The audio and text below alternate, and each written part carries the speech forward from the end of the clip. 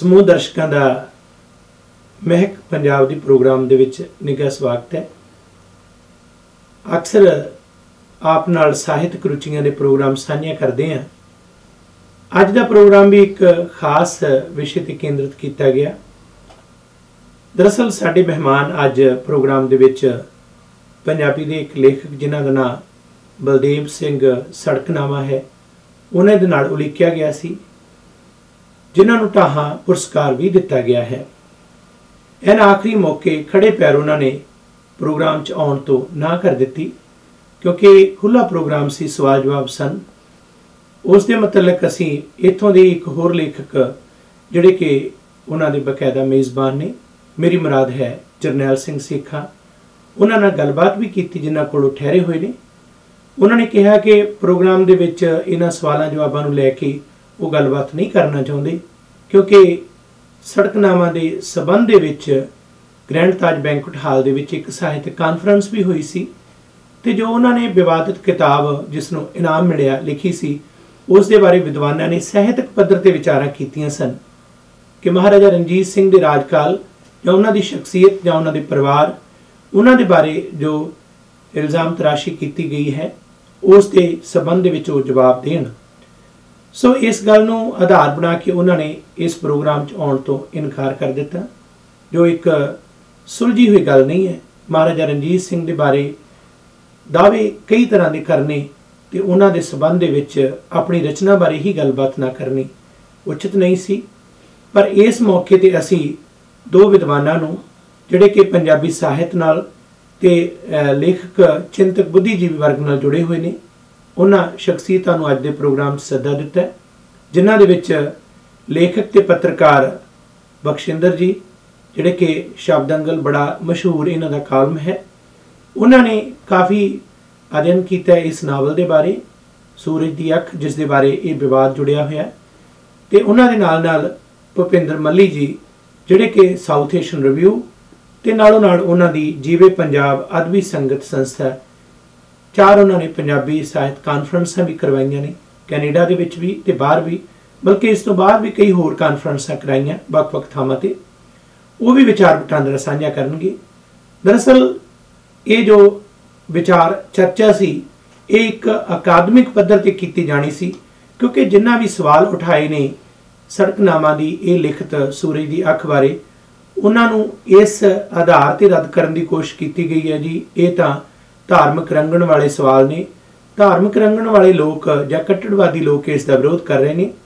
ਤੁਸੀਂ ਦੇਖੋਗੇ ਕਿ ਜਿਹੜੇ ਸਾਡੇ ਮਹਿਮਾਨ ਨੇ ਉਹਨਾਂ ਦਾ ਕੋਈ ਇਸ ਦੇ ਨਾਲ ਸਰੋਕਾਰ ਨਹੀਂ ਹੈ, ਤੇ ਉਹਨਾਂ ਦੀ ਗੱਲਬਾਤ ਤੋਂ ਵੀ ਤੁਸੀਂ ਇਸ ਦਾ ਅੰਦਾਜ਼ਾ ਲਾ ਸਕਦੇ ਹੋ। ਇਹ ਨਿਰੋਲ ਸਾਹਿਤਕ ਅਤੇ ਅਕਾਦਮਿਕ ਵਿਚਾਰਾਂ ਦੀ ਜੋ ਗੱਲਬਾਤ ਹੋਏਗੀ, ਜਿਸ ਤਰ੍ਹਾਂ ਕਿ ਕਾਨਫਰੰਸ ਦੇ ਵਿੱਚ ਸਨ। ਚੰਗਾ ਹੁੰਦਾ ਖੁਦ ਬਲਦੇਵ ਸਿੰਘ ਸੜਕਨਾਮਾ ਇਹ ਦਲੇਰੀ ਕਰਦੇ ਤੇ ਆਪ ਖੁਦ ਇਹਨਾਂ ਸਵਾਲਾਂ ਦਾ ਜਵਾਬ ਦਿੰਦੇ, ਪਰ ਐਨ ਆਖਰੀ ਮੌਕੇ ਉਹ ਇਸ ਗੱਲ ਤੋਂ ਭੱਜ ਗਏ ਨੇ। ਸਾਨੂੰ ਇਸ ਗੱਲ ਦਾ ਦੁੱਖ ਹੈ, ਤੇ ਉਹਨਾਂ ਦੇ ਮੇਜ਼ਬਾਨ ਜਿਨ੍ਹਾਂ ਨੂੰ ਚਾਹੀਦਾ ਸੀ ਕਿ ਉਹ ਉਹਨਾਂ ਨੂੰ ਇੱਥੇ ਲੈ ਕੇ ਆਉਂਦੇ, ਉਹਨਾਂ ਨੇ ਵੀ ਇਨਕਾਰ ਕਰ ਦਿੱਤਾ। ਸੋ ਅੱਜ ਦੀ ਇਸ ਖਾਸ ਮੁਲਾਕਾਤ ਦੇ ਵਿੱਚ ਵਿਚਾਰ ਵਟਾਂਦਰਾ ਹੋਏਗਾ, ਤੇ ਸਾਹਿਤਕ ਦਿਲਚਸਪੀ ਦੇ ਨਾਲ ਨਾਲ ਇਹ ਇਨਾਮ ਕਿਵੇਂ ਵੰਡੇ ਜਾਂਦੇ ਨੇ, ਇਨਾਮ ਦੇਣ ਵਾਲੀਆਂ ਰਚਨਾਵਾਂ ਕਿਸ ਤਰ੍ਹਾਂ ਦੀਆਂ ਨੇ, ਉਹਨਾਂ ਦਾ ਸਾਡੀ ਭਵਿੱਖ ਲਈ, ਸਾਡੀ ਪੀੜ੍ਹੀ ਲਈ ਕੀ ਯੋਗਦਾਨ ਹੈ, ਪੰਜਾਬੀ ਸਾਹਿਤ ਨੂੰ ਕਿੰਨੀ ਕੁ ਦੇਣ ਹੈ, ਇਹ ਫਾਇਦਾ ਹੈ ਜਾਂ ਨੁਕਸਾਨ ਹੈ, ਅਕਾਦਮਿਕ ਪੱਧਰ ਤੇ ਇਹ ਰਚਨਾਵਾਂ ਜਿਵੇਂ ਅੱਗੇ ਜਾਣਗੀਆਂ ਤਾਂ ਇਹਨਾਂ ਦਾ ਕੀ ਅਸਰ ਹੋਏਗਾ ਤੇ ਇਹਨਾਂ ਦੇ ਨਤੀਜੇ ਕੀ ਨਿਕਲਣਗੇ, ਇਹਨਾਂ ਸਾਰਿਆਂ ਤੋਂ ਖਬਰਦਾਰ ਕਰਨਾ ਤੇ ਇਹਨਾਂ ਬਾਰੇ ਵਿਚਾਰ ਕਰਨਾ ਅੱਜ ਸਾਡਾ ਮੁੱਖ ਮੰਤਵ ਹੈ। ਸੋ ਮਹਿਮਾਨਾਂ ਦੇ ਨਾਲ ਤੁਹਾਡੀ ਜਾਣ ਪਛਾਣ ਕਰਾਉਂਦੇ ਹਾਂ। ਸੋ ਸਭ ਤੋਂ ਪਹਿਲਾਂ ਭੁਪਿੰਦਰ ਸਿੰਘ ਮੱਲੀ ਜੀ, ਜੀ ਆਇਆਂ ਨੂੰ, ਤੁਹਾਡਾ ਸਵਾਗਤ ਹੈ ਜੀ। ਮਿਹਰਬਾਨੀ ਭੁਪਿੰਦਰ ਜੀ। ਮੱਲੀ ਸਾਹਿਬ, ਇਸ ਤੋਂ ਪਹਿਲਾਂ ਕਿ ਅਸੀਂ ਅੱਜ ਦੇ ਵਿਸ਼ੇ ਬਾਰੇ ਗੱਲਬਾਤ ਕਰੀਏ, ਤੁਹਾਡੇ ਨਾਲ ਸਵਾਲ ਜਵਾਬ ਕਰੀਏ, ਅੱਜ ਦੀਆਂ ਸ਼ਖਸੀਅਤਾਂ ਸਾਡੇ ਨਾਲ ਜੋ ਮੌਜੂਦ ਨੇ, ਇਸ ਦੇ ਨਾਲ ਹੀ ਸਾਡੇ ਨਾਲ ਸ਼ਾਮਲ ਮਾਨਯੋਗ ਬਖਸ਼ਿੰਦਰ ਜੀ ਅੱਜ ਦੇ ਪ੍ਰੋਗਰਾਮ 'ਚ, ਜੀ ਆਇਆਂ ਨੂੰ ਜੀ, ਸਵਾਗਤ ਹੈ ਤੁਹਾਡਾ। ਬਹੁਤ ਮਿਹਰਬਾਨੀ ਜੀ ਧਾਲੀਵਾਲ ਸਾਹਿਬ, ਤੁਸੀਂ ਬੁਲਾਇਆ। ਧੰਨਵਾਦ ਜੀ। ਮੱਲੀ ਸਾਹਿਬ, ਤੁਸੀਂ ਸਾਹਿਤ ਨਾਲ, ਪੰਜਾਬੀ ਦਰਸ਼ਨ ਨਾਲ ਜੁੜੇ ਹੋਏ ਹੋ। ਸੋ ਪਹਿਲਾਂ ਇਹ ਦੱਸੋ ਕਿ ਪੰਜਾਬੀ ਸਾਹਿਤ ਦੇ ਵਿਸ਼ਵ ਕਾਨਫਰੰਸਾਂ ਜਿਹੜੀਆਂ ਤੁਸੀਂ ਕੀਤੀਆਂ, ਉਹਨਾਂ ਦੇ ਬਾਰੇ ਸੰਖੇਪ ਦੀ ਜਾਣਕਾਰੀ ਕਿ ਕਿਹੜੇ-ਕਿਹੜੇ ਵਿਦਵਾਨ ਤੇ ਕਦੋਂ ਆਏ, ਤੇ ਉਹਨਾਂ ਦਾ ਮੁੱਖ ਮੰਤਵ ਕੀ ਰਿਹਾ, ਤੇ ਉਹਨਾਂ ਦੇ ਨਾਲ ਸਾਡੀ ਪੰਜਾਬੀਅਤ ਨੂੰ ਕੀ ਫਾਇਦਾ ਹੋਇਆ। ਗੁਰਵਿੰਦਰ ਜੀ, ਅਸੀਂ 1997 ਦੇ ਵਿੱਚ ਸਾਊਥ ਏਸ਼ੀਅਨ ਰਿਵਿਊ ਨਾਮ ਦਾ ਇੱਕ ਪਰਚਾ ਕੱਢਣਾ ਸ਼ੁਰੂ ਕੀਤਾ, और ਜਿਹੜੀਆਂ ਤਿੰਨੇ ਕਾਨਫਰੰਸਾਂ ਅਸੀਂ ਕਰਾਈਆਂ ਉਸ ਬੈਨਰ ਦੇ ਥੱਲੇ ਕਰਾਈਆਂ। ਪਹਿਲੀਆਂ 2 ਕਾਨਫਰੰਸਾਂ ਸਨ 2000 ਵਿੱਚ ਜੀ ਔਰ ਸਨ 2003 ਦੇ ਵਿੱਚ Prince George University of Northern British Columbia ਕਰਾਈ। ਔਰ ਪਹਿਲੀ ਕਾਨਫਰੰਸ ਦੇ ਸਰਪ੍ਰਸਤ ਸੀਗੇ ਡਾਕਟਰ ਕਰਨੈਲ ਸਿੰਘ ਥਿੰਦ। ਦੂਜੀ ਜਿਹੜੀ ਕਾਨਫਰੰਸ ਸੀਗੀ ਉਹਦੀ ਸਰਪ੍ਰਸਤੀ ਕੀਤੀ ਡਾਕਟਰ ਪ੍ਰੇਮ ਪ੍ਰਕਾਸ਼ ਸਿੰਘ ਜੀ ਨੇ। ਔਰ ਤੀਜੀ ਕਾਨਫਰੰਸ ਸਨ 2007 ਵਿੱਚ ਦੇਸ਼ਪਾਲ ਯਾਦਗਾਰ ਜਲੰਧਰ ਦੇ ਵਿੱਚ ਹੋਈ, ਜਿਹਦੀ ਸਰਪ੍ਰਸਤੀ ਪ੍ਰੋਫੈਸਰ ਪ੍ਰੀਤਮ ਸਿੰਘ ਜੀ ਨੇ ਕੀਤੀ। ਔਰ ਜਿਹੜੀਆਂ ਤਿੰਨੇ ਕਾਨਫਰੰਸਾਂ ਹੈਗੀਆਂ ਇਹ ਸਾਰੀਆਂ ਪੰਜਾਬੀ ਲੋਕਾਂ ਨੂੰ, ਪੰਜਾਬੀ ਸਾਹਿਤ ਨੂੰ, ਪੰਜਾਬੀ ਲੋਕਾਂ ਦੇ ਜਿਹੜੇ ਦਰਪੇਸ਼ ਮਸਲੇ ਹੈਗੇ ਨਾ ਉਹਨਾਂ ਨੂੰ ਮਤਲਬ ਇਹ ਸੰਬੋਧਿਤ ਸੀਗੀਆਂ। ਔਰ ਜਿਹਦੇ ਵਿੱਚ ਭਾਖਵੀ ਚਰਚਾ ਹੋਈ ਪੰਜਾਬੀ ਦਰਸ਼ਨ ਦੇ ਉੱਤੇ, ਪੰਜਾਬੀ ਕੌਮ ਦੇ ਸਵਾਲ ਦੇ ਉੱਤੇ। ਔਰ ਸਾਨੂੰ ਇਸ ਗੱਲ ਦਾ ਖੁਸ਼ੀ ਵੀ ਆ, ਮਾਣ ਵੀ ਆ ਕਿ ਅਸੀਂ ਇਹਨਾਂ ਸਵਾਲਾਂ ਨੂੰ ਇਹਨਾਂ ਕਾਨਫਰੰਸਾਂ ਦੇ ਵਿੱਚ ਛੁਇਆ। ਤੁਸੀਂ ਇਸ ਤੋਂ ਇਲਾਵਾ ਮੈਨੂੰ ਪਤਾ ਹੈ ਕਿ ਪੰਜਾਬੀ ਦਰਸ਼ਨ ਨਾਲ ਸੰਬੰਧਿਤ ਸੈਮੀਨਾਰ, ਵਿਚਾਰ ਚਰਚਾਵਾਂ, ਅਲੱਗ-ਅਲੱਗ ਡਿਸਕਸ਼ਨਸ ਹਮੇਸ਼ਾ ਕਰਦੇ ਰਹੇ ਹੋ। ਪਰ ਜਿਨ੍ਹਾਂ ਸ਼ਖਸੀਅਤਾਂ ਦਾ ਤੁਸੀਂ ਨਾਂ ਲਿਆ, ਡਾਕਟਰ ਪ੍ਰੇਮ ਪ੍ਰਕਾਸ਼ ਸਿੰਘ ਜੀ ਭਾਸ਼ਾ ਵਿਗਿਆਨੀ ਜਿਨ੍ਹਾਂ ਦੀ ਬੜਮੁੱਲੀ ਦੇਣ ਹੈ, ਜਾਂ ਫਿਰ ਪ੍ਰੋਫੈਸਰ ਪ੍ਰੀਤਮ ਸਿੰਘ ਪੰਜਾਬੀ ਮਾਂ ਬੋਲੀ ਨੂੰ ਜਿਸ ਪੱਧਰ 'ਤੇ ਸਮਰਪਿਤ ਨੇ, ਪ੍ਰੋਫੈਸਰ ਕਰਨੈਲ ਸਿੰਘ ਥਿੰਦ ਜਾਂ ਬਾਕੀ ਅਨੇਕਾਂ ਹੋਰ ਸ਼ਖਸੀਅਤਾਂ, ਉਹਨਾਂ ਨੇ ਲਗਾਤਾਰ ਪੰਜਾਬੀ ਸਾਹਿਤ ਨੂੰ, ਇਸ ਖਜ਼ਾਨੇ ਨੂੰ ਮਾਲਾਮਾਲ ਕੀਤਾ ਹੈ। ਤੇ ਜਦੋਂ ਅੱਜ ਅਸੀਂ ਇਸ ਮੌਕੇ 'ਤੇ ਗੱਲਬਾਤ ਕਰਦੇ ਹਾਂ ਕਿ ਜੋ ਇੱਕ ਕਿਤਾਬ ਜਿਸ ਨੂੰ ਕਿ 25,000 ਦਾ ਇਨਾਮ ਦਿੱਤਾ ਗਿਆ, ਇਹ ਕਿਤਾਬ ਸੂਰਜ ਦੀ ਅੱਖ ਜਿਹੜੀ ਕਿ ਬਲਦੇਵ ਸਿੰਘ ਸੜਕਨਾਮਾ ਦੀ ਲਿਖੀ ਹੈ ਤੇ ਉਸ ਦੀ ਚੋਣ ਕੀਤੀ ਗਈ ਹੈ। ਪੰਜਾਬੀਅਤ ਦੇ ਪ੍ਰਸੰਗ ਦੇ ਵਿੱਚ ਜੇ ਆਰੰਭ ਦੇ ਵਿੱਚ ਤੁਸੀਂ 2 ਸ਼ਬਦਾਂ 'ਚ ਕੁਝ ਕਹਿਣਾ ਚਾਹੋ ਤਾਂ ਜ਼ਰੂਰ ਰੋਸ਼ਨੀ ਪਾਓ। ਗੋਬਿੰਦਰ ਜੀ, ਪੰਜਾਬੀ ਕੌਮ ਜਾਂ ਪੰਜਾਬੀ ਲੋਕ ਇਹਨਾਂ ਦਾ ਇੱਕ ਬੜਾ ਮਾਣਮੱਤਾ ਔਰ ਸ਼ਾਨਮੱਤਾ ਇਤਿਹਾਸ ਹੈ ਜੀ। ਪੰਜਾਬੀਆਂ ਦੇ ਆਪਣੇ ਹੀਰੋ ਹੁੰਦੇ ਨੇ, ਜਿਸ ਤਰ੍ਹਾਂ ਪੰਜਾਬ ਦੇ ਵਿੱਚ ਲੋਕ ਆਪਣੇ ਅਹਿਮਦ ਖਰਲ ਹੈ, ਪੋਰਸ ਹੈ, ਦੁੱਲਾ ਹੈ, ਭਗਤ ਸਿੰਘ ਹੈ, ਤੇ ਜਿਨ੍ਹਾਂ ਦੇ ਵਜ੍ਹਾ ਰਣਜੀਤ ਸਿੰਘ ਹੈ। ਇਹ ਲੋਕ ਇਹਨਾਂ ਦੇ ਨਾਂ ਤੋਂ, ਇਹਨਾਂ ਦੀਆਂ ਸ਼ਖਸੀਅਤਾਂ ਤੋਂ ਮਾਣ ਮਹਿਸੂਸ ਕਰਦੇ ਇਹਨਾਂ ਦਾ ਨਾਂ ਲੈ ਕੇ, ਔਰ ਇਹਨਾਂ ਦਾ ਆਪਣੇ ਨੂੰ ਜੋੜ ਕੇ ਨਾਂ ਆਪਣੇ ਲੋਕਾਂ ਨੂੰ ਖੁਸ਼ੀ ਹੁੰਦੀ ਹੈਗੀ ਹੈ। ਤਾਂ ਕਿਉਂਕਿ ਸਾਡੇ ਪੰਜਾਬ ਦੇ ਲੋਕਾਂ ਨੇ ਜਿੰਨਾ ਕੰਮ ਕੀਤਾ, ਜਿੰਨੀ ਘਾਲਣਾਕਾਰੀ ਹੈਗੀ ਹੈ, ਉਹਨਾਂ ਨੂੰ ਉਹ ਰੁਤਬਾ ਸਰਕਾਰਾਂ ਨੇ ਜਾਂ ਦਰਬਾਰਾਂ ਨੇ ਨਹੀਂ ਦਿੱਤਾ। ਸਾਹਿਤਕਾਰਾਂ ਦਾ ਫਰਜ਼ ਹੈਗਾ ਕਿ ਉਹ ਜਿਹੜਾ ਖੁੱਸਿਆ ਆ ਮਾਣ ਹੈਗਾ ਜੀ, ਉਹ ਲੋਕਾਂ ਨੂੰ ਦਿੱਤਾ ਜਾਵੇ, ਔਰ ਉਹੀ ਸਾਹਿਤਕਾਰ ਲੋਕਾਂ ਵੱਲੋਂ ਵਡਿਆਏ ਜਾਣਗੇ ਜਿਹੜੇ ਸਾਹਿਤਕਾਰ ਇਸ ਨਿਸ਼ਾਨੇ ਦੀ ਪੂਰਤੀ ਕਰਦੇ ਹਨ। ਤਾਂ ਜਿਸ ਤਰ੍ਹਾਂ ਅਹਿਮਦ ਖਰਲ ਜਿਹਨੇ ਕਿ ਗੋਗੇਰਾ ਦੀ ਧਰਤੀ ਦੇ ਉੱਤੇ ਵਾਰਕ ਦਾ ਸਿਰ ਵੱਢਿਆ, ਉਹਨੂੰ ਆਪਣੇ ਲਹਿੰਦੇ ਪੰਜਾਬ ਦੇ ਵਿੱਚ ਲੋਕ ਆਪਣੇ ਇੱਕ ਹੀਰੋ ਦੇ ਤੌਰ ਤੇ ਲੋਕੀ ਮੰਨਦੇ ਹੈਗੇ ਆ। ਪੋਰਸ ਹੈ ਜਿਹਨੇ ਸਿਕੰਦਰ ਨੂੰ ਵੰਗਾਰਿਆ। ਇਸੇ ਤਰ੍ਹਾਂ ਦੁੱਲਾ ਹੈ। ਤੁਸੀਂ ਜਿਵੇਂ ਗੱਲਾਂ ਤੁਸੀਂ ਜ਼ਿਕਰ ਕੀਤਾ, ਇਹ ਬਿਲਕੁਲ ਮਹੱਤਵਪੂਰਨ ਗੱਲ ਹੈ। ਅਸੀਂ ਵਿਸਤਾਰ ਦੇ ਵਿੱਚ ਇਸ ਬਾਰੇ ਸਾਰਾ ਅਗਾਂਹ ਚਰਚਾ ਦੇ ਵਿੱਚ ਸਾਂਝ ਪਾਵਾਂਗੇ ਤੇ ਤੁਹਾਡੀ ਜੋ ਪੰਜਾਬੀ ਸਾਹਿਤ, ਪੰਜਾਬੀ ਦਰਸ਼ਨ ਦੇ ਪ੍ਰਤੀ ਦੇਣ ਹੈ ਜਾਂ ਭੂਮਿਕਾ ਹੈ, ਅੱਜ ਅੰਤਰਰਾਸ਼ਟਰੀ ਪੱਧਰ ਦੇ ਭੁਪਿੰਦਰ ਸਿੰਘ ਮੱਲੀ, ਸੁੱਚਾ ਦੀਪਕ ਜਾਂ ਸਾਊਥ ਏਸ਼ੀਅਨ ਰਿਵਿਊ ਜਾਂ ਜੀਵੇ ਪੰਜਾਬ ਆਦਮੀ ਸੰਗਤ ਦੁਨੀਆ ਭਰ 'ਚ ਕਿਸੇ ਨੂੰ ਦੱਸਣ ਦੀ ਲੋੜ ਨਹੀਂ। ਤੇ ਜਿਹੜੀ ਇਹ ਗੱਲ ਆਮ ਕਰਕੇ ਚੱਲਦੀ ਹੈ ਕਿ ਜੀ ਧਾਰਮਿਕ ਖੇਤਰ ਨਾਲ ਜਾਂ ਕਿਸੇ ਮਜ਼ਹਬ ਨਾਲ ਸੰਬੰਧਿਤ ਗੱਲਬਾਤ ਚੱਲਦੀ ਹੈ, ਹਰਗਿਜ਼ ਨਹੀਂ। ਉਸ ਦਾ ਤੁਸੀਂ ਸਬੂਤ ਹੋ। ਅੱਜ ਦੀ ਜਿਹੜੀ ਡਿਸਕਸ਼ਨ ਵੀ ਹੈ, ਅੱਜ ਦੀ ਵਿਚਾਰ ਚਰਚਾ ਵੀ ਇਸੇ ਦੇ ਆਧਾਰ ਤੇ ਹੈ। ਬਖਸ਼ਿੰਦਰ ਜੀ, ਇਸ ਵਿੱਚ ਕੋਈ ਸ਼ੱਕ ਨਹੀਂ ਕਿ ਤੁਸੀਂ ਕਈ ਦਹਾਕਿਆਂ ਤੋਂ ਮੀਡੀਆ ਨਾਲ ਜੁੜੇ ਹੋਏ ਹੋ, ਨਾਲੋਂ ਨਾਲ ਲੇਖਕ ਤੇ ਪੱਤਰਕਾਰ ਦੇ ਤੌਰ ਤੇ ਤੁਸੀਂ ਬਹੁਤ ਪੁਸਤਕਾਂ ਦੀ ਪਰਖ ਪੜਚੋਲ ਕੀਤੀ ਹੈ। ਸ਼ਬਦੰਗਲ ਦੇ ਵਿੱਚ ਤੁਸੀਂ ਬਹੁਤ ਸਾਰੇ ਵਿਸ਼ਿਆਂ ਨੂੰ ਛੂਹਦੇ ਹੋ। ਥੋੜਾ ਜਿਹਾ ਦੱਸੋ ਕਿ ਲਗਾਤਾਰ ਸਾਹਿਤ ਖੇਤਰ ਜਾਂ ਪੰਜਾਬੀ ਸਾਹਿਤ ਨਾਲ, ਪੰਜਾਬੀ ਬੋਲੀ ਨਾਲ ਜੁੜੀਆਂ ਰਚਨਾਵਾਂ ਦੇ ਬਾਰੇ ਤੁਹਾਡਾ ਜੋ ਆਪਣਾ ਖਿਆਲ ਹੈ, ਵਲਵਲੇ ਨਹੀਂ, ਉਹਨਾਂ ਬਾਰੇ ਜੋ ਤੁਸੀਂ ਲਿਖਦੇ ਹੋ ਦਰਸ਼ਕਾਂ ਨਾਲ ਜ਼ਰੂਰ ਸਾਂਝਾ ਕਰੋ। ਸਵਾਲ ਜਿਸ ਤਰ੍ਹਾਂ ਤੁਸੀਂ ਕੀਤਾ ਉਸ ਤਰ੍ਹਾਂ ਦਾ ਜਵਾਬ ਦੇਣਾ ਥੋੜਾ ਜਿਹਾ ਔਖਾ ਹੈ। ਮੈਂ ਇਸ ਮੁੱਦੇ ਤੇ ਪਹਿਲਾਂ ਆਵਾਂ ਸੂਰਜ ਦੀ ਅੱਖ ਤੇ। ਜੀ, ਮੈਂ ਬਲਦੇਵ ਸਿੰਘ ਸੜਕਨਾਮਾ ਦਾ ਇੱਕ ਨਾਵਲ ਮੈਨੂੰ ਪੜ੍ਹਨਾ ਪਿਆ। ਪਹਿਲਾਂ ਸੀ ਉਹ ਸੀ ਧਾਵਾਂ ਦਿੱਲੀ ਦੇ ਕਿੰਗ ਦੇ। ਉਹਦਾ ਪਿਛੋਕੜ ਇਹ ਆ ਵੀ ਸ਼ਾਇਦ ਮੈਂ ਉਸ ਨਾਵਲ ਤੋਂ ਵੀ ਬਚ ਜਾਂਦਾ, ਨਾ ਪੜ੍ਹਦਾ। ਪਰ ਆਕਾਸ਼ਵਾਣੀ ਜਲੰਧਰ ਨੇ ਇੱਕ ਪ੍ਰੋਗਰਾਮ ਸ਼ੁਰੂ ਕੀਤਾ, ਜਿਹੜਾ ਪ੍ਰੋਗਰਾਮ ਦੀ ਸ਼ੁਰੂਆਤ ਵੀ ਉਦੋਂ ਹੋਈ ਤੇ ਉਸ ਕਿਤਾਬ ਤੋਂ ਹੋਈ ਤੇ ਮੇਰੇ ਤੋਂ ਹੋਈ। ਕਿਤਾਬ, ਉਸ ਪ੍ਰੋਗਰਾਮ ਦਾ ਨਾਂ ਸੀ ਕਿਤਾਬ ਘਰ, ਤੇ ਉਹਨਾਂ ਨੇ ਉਹਨੂੰ ਸਾਹਿਤ ਅਕੈਡਮੀ ਦਾ ਅਵਾਰਡ ਮਿਲਿਆ ਹੋਣ ਕਰਕੇ ਧਾਵਾਂ ਦਿੱਲੀ ਦੇ ਕਿੰਗਰੇ ਇਹਨਾਂ ਦਾ ਨਾਵਲ ਸੀ, ਤੇ ਉਸ ਦੀ ਹਰ ਬੁੱਧਵਾਰ 10 ਮਿੰਟ ਦੀ ਰੀਡਿੰਗ ਹੁੰਦੀ ਸੀ ਉਸ ਨਾਵਲ ਦੀ, ਤੇ ਉਹ ਪੂਰਾ ਨਾਵਲ ਮੈਨੂੰ ਘਰੇ ਪੜ੍ਹਨਾ ਪੈਂਦਾ ਸੀ। ਘਰੇ ਪੜ੍ਹ ਕੇ ਉਹਦੇ ਪੜ੍ਹਨ ਲਈ, ਉਹਨੂੰ ਰੇਡੀਓ ਦੇ ਹਿਸਾਬ ਨਾਲ ਪੜ੍ਹਨ ਲਈ, ਉਹਦੇ ਵਿੱਚ ਡਾਇਲੋਗ ਆਉਣ ਲਈ, ਡਰਾਮਾ ਥੋੜ੍ਹਾ ਜਿਹਾ ਕਰਨ ਲਈ ਮੈਨੂੰ ਨਿਸ਼ਾਨੀਆਂ ਲਾਉਣੀਆਂ ਪੈਂਦੀਆਂ ਸੀ।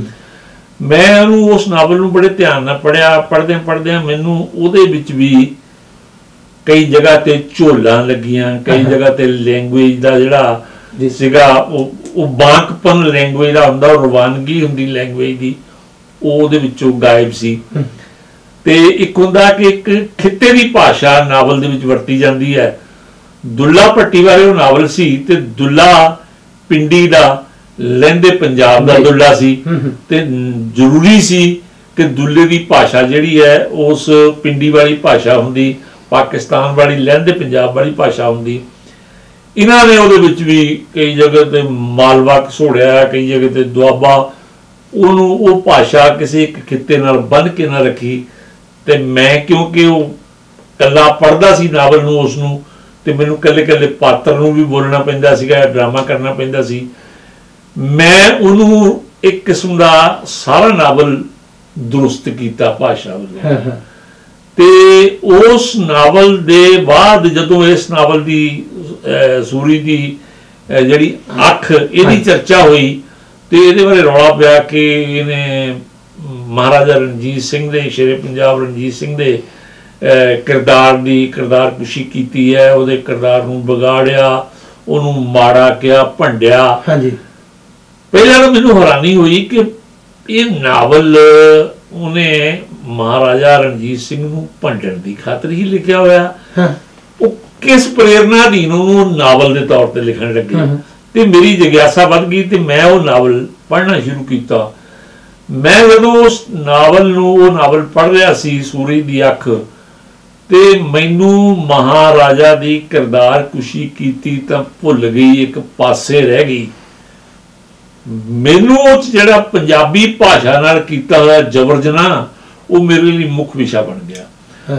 ਮੈਂ ਉਸ ਨਾਵਲ ਦੇ ਵਿੱਚ ਪੰਜਾਬੀ ਦੇ ਨਾਲ ਜੋ ਧੱਕਾ ਕੀਤਾ, ਧੱਕਾ ਵੀ ਵਾਹਿਯਾਤ ਧੱਕਾ ਕੀਤਾ ਗਿਆ, ਉਹਦੀ ਵਿਆਕਰਣ ਦੀ ਉਲੰਘਣਾ ਕੀਤੀ ਗਈ, ਉਹਦੀ ਪੰਕਚੁਏਸ਼ਨ ਦੀ ਉਲੰਘਣਾ ਕੀਤੀ ਗਈ, ਉਹਦੇ ਸ਼ਿੰਗਾਰ ਰਸ ਦੀ ਉਲੰਘਣਾ ਕੀਤੀ ਗਈ, ਉਹਦੇ ਇੱਕ ਕੇਂਦਰੀ ਖਿੱਤੇ ਦੀ ਭਾਸ਼ਾ ਹੋਣ ਦੀ ਉਲੰਘਣਾ ਕੀਤੀ ਗਈ। ਤੇ ਉਹਦੇ ਵਿੱਚ ਫਿਰ ਇੱਦਾਂ ਕਿ ਉਹਦੇ ਵਿੱਚ ਇਹੋ ਜਿਹੀਆਂ ਗਲਤੀਆਂ ਕੀਤੀਆਂ ਗਈਆਂ ਕਿ ਜਿਹੜੀਆਂ ਇੱਕ ਵਿਦਵਾਨ ਨਾਵਲਕਾਰ ਤੋਂ ਹੋਣ ਦੀ ਆਸ ਹੀ ਕੋਈ ਨਹੀਂ ਸੀ। ਕਈ ਵਾਰੀ ਮੈਨੂੰ ਪੜ੍ਹਦਿਆਂ ਸ਼ੱਕ ਹੋਇਆ ਕਿ ਇਹ ਨਾਵਲ ਜਿਹੜਾ ਹੈ ਇਹ ਬਲਦੇਵ ਸਿੰਘ ਸੜਕਨਾਮਾ ਦੇ ਨਾਂ ਤੇ ਛਪਿਆ ਹੀ ਹੈ, ਹੋ ਸਕਦਾ ਕਿਸੇ ਨੂੰ ਪੈਸੇ ਦੇ ਕੇ ਲੁਕਵਾ ਲਿਆ ਗਿਆ ਹੋਵੇ, ਜਾਂ ਕਿਸੇ ਤਰ੍ਹਾਂ ਵੀ ਕੋਈ ਘਾਲਾ ਵਾਲਾ ਵਿੱਚ ਹੋਇਆ ਹੈ। ਜੀ, ਤੁਹਾਨੂੰ ਇਹੋ ਹੀ ਮਹਿਸੂਸ ਹੋਇਆ, ਤੇ ਤੁਸੀਂ ਉਸ ਤੋਂ ਬਾਅਦ ਲਿਖਿਆ ਵਿਸਤਾਰ ਚ। ਅਸੀਂ ਉਸ ਦੀ ਗੱਲਬਾਤ ਅੱਜ ਦੇ ਇਸ ਪ੍ਰੋਗਰਾਮ ਦੇ ਵਿੱਚ ਖੁੱਲੇ ਤੌਰ ਤੇ ਕਰਾਂਗੇ। ਸੂਰਜ ਦੀ ਅੱਖ, ਇਹ ਜਿਹੜਾ ਨਾਵਲ ਹੈ ਜਿਸ ਦੇ ਬਾਰੇ ਇਹ ਗੱਲਬਾਤ ਹੋ ਰਹੀ ਹੈ, ਭੁਪਿੰਦਰ ਸਿੰਘ ਮੱਲੀ ਜੀ, ਸਾਰਿਆਂ ਤੋਂ ਪਹਿਲਾਂ ਬੁਨਿਆਦੀ ਸਵਾਲ ਇਹ ਬਣਦਾ ਹੈ ਕਿ ਐਸੀ ਕਿਹੜੀ ਗੱਲ ਹੈ ਇਸ ਨਾਵਲ ਦੇ ਵਿੱਚ?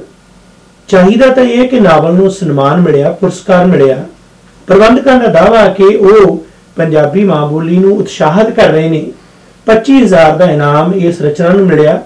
ਸਾਨੂੰ ਤਾਂ ਫਖਰ ਹੋਣਾ ਚਾਹੀਦਾ ਸੀ। ਇਸ ਰਚਨਾ ਦੇ ਵਿੱਚ ਆਰੰਭ ਦੇ ਵਿੱਚ ਹੀ ਲੇਖਕ ਲਿਖਦਾ ਹੈ, ਉਹਦੀ ਭਾਵਨਾ ਬਾਰੇ ਕਹਿੰਦਾ ਹੈ ਕਿ ਮੇਰੀ ਇਹ ਨਾਵਲ ਲਿਖਣ ਦੀ ਭਾਵਨਾ ਕੀ ਸੀ।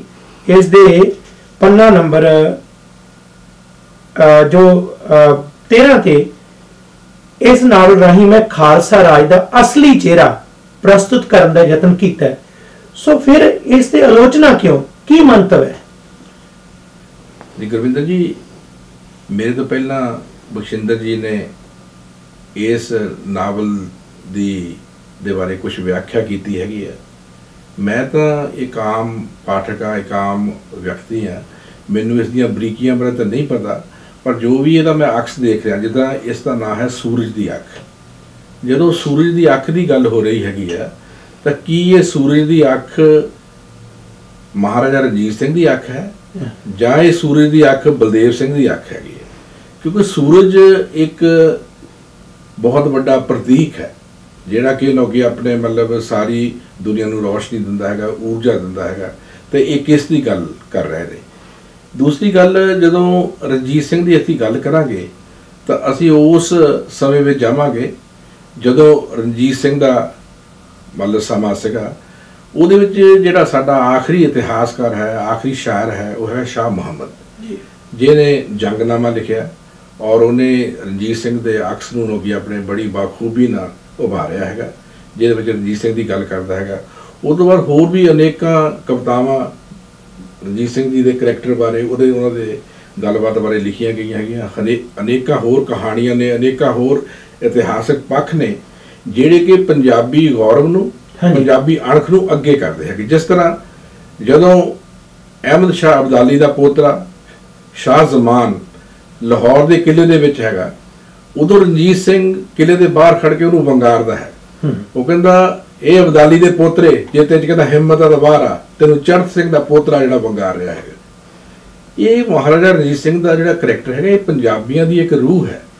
ਇਸ ਤੇ ਗੱਲਬਾਤ ਕਰਨੀ, ਇਹਨਾਂ ਮਤਲਬ ਅਕਸਾਂ ਨੂੰ ਮਤਲਬ ਵਿਗਾੜਨਾ, ਮੇਰੇ ਖਿਆਲ 'ਚ ਪੰਜਾਬੀਆਂ ਨਾਲ ਇਹ ਕੋਈ ਵੀ ਸਾਹਿਤਕਾਰ ਇਨਸਾਨ। ਲੇਖਕ ਤਾਂ ਇਹ ਆਖਦਾ ਹੈ, ਇੱਕ ਲੰਮੀ ਸੂਚੀ ਦਿੱਤੀ ਹੈ ਕਿ ਮੈਂ ਤਕਰੀਬਨ ਉਹਨਾਂ ਦੇ ਮੁਤਾਬਕ 42 ਕਿਤਾਬਾਂ ਪੜ੍ਹ ਕੇ ਮੈਂ ਨਾਵਲ ਲਿਖਿਆ, ਤੇ ਉਹਦੇ ਵਿੱਚ ਮੁਹੰਮਦ ਲਤੀਫ ਤੋਂ ਲੈ ਕੇ ਹੋਰ ਬੜੇ ਲੇਖਕ ਨੇ। ਹਾਲਾਂਕਿ ਕਈ ਸਾਡੇ ਕੋਲ ਅੱਜ ਕਿਤਾਬਾਂ ਪਈਆਂ ਨੇ ਇੱਥੇ ਜਿਨ੍ਹਾਂ 'ਚੋਂ ਹਵਾਲਾ ਨਹੀਂ ਵੀ ਲਿਆ ਗਿਆ, ਤੇ ਉਹ ਦਾਅਵਾ ਉਹ ਕਰਦਾ ਕਿ ਮੈਂ ਇੰਨੀਆਂ ਪੁਸਤਕਾਂ ਤੋਂ ਬਾਅਦ ਇਹ ਨਾਵਲ ਲਿਖਿਆ, ਤੇ ਬਕਾਇਦਾ ਮੇਰਾ ਇਹ ਰਚਨਾ ਜਿਹੜੀ ਹੈ ਇੰਨੀ ਖੋਜ ਤੋਂ ਬਾਅਦ ਹੈ। ਦਵਿੰਦਰ ਸਿੰਘ ਜੀ, ਤੁਸੀਂ ਵੀ ਭਲੀ ਭਾਂਤ ਇਸ ਗੱਲ ਨੂੰ ਜਾਣਦੇ ਹੋ, ਪੰਜਾਬੀਆਂ ਦਾ ਜਦੋਂ ਵੀ ਕਿਤੇ ਇਤਿਹਾਸ, ਸਹੀ ਇਤਿਹਾਸ ਲਿਖਿਆ ਗਿਆ, ਉਹ ਇਤਿਹਾਸ ਹੋਰ ਹੋਵੇਗਾ।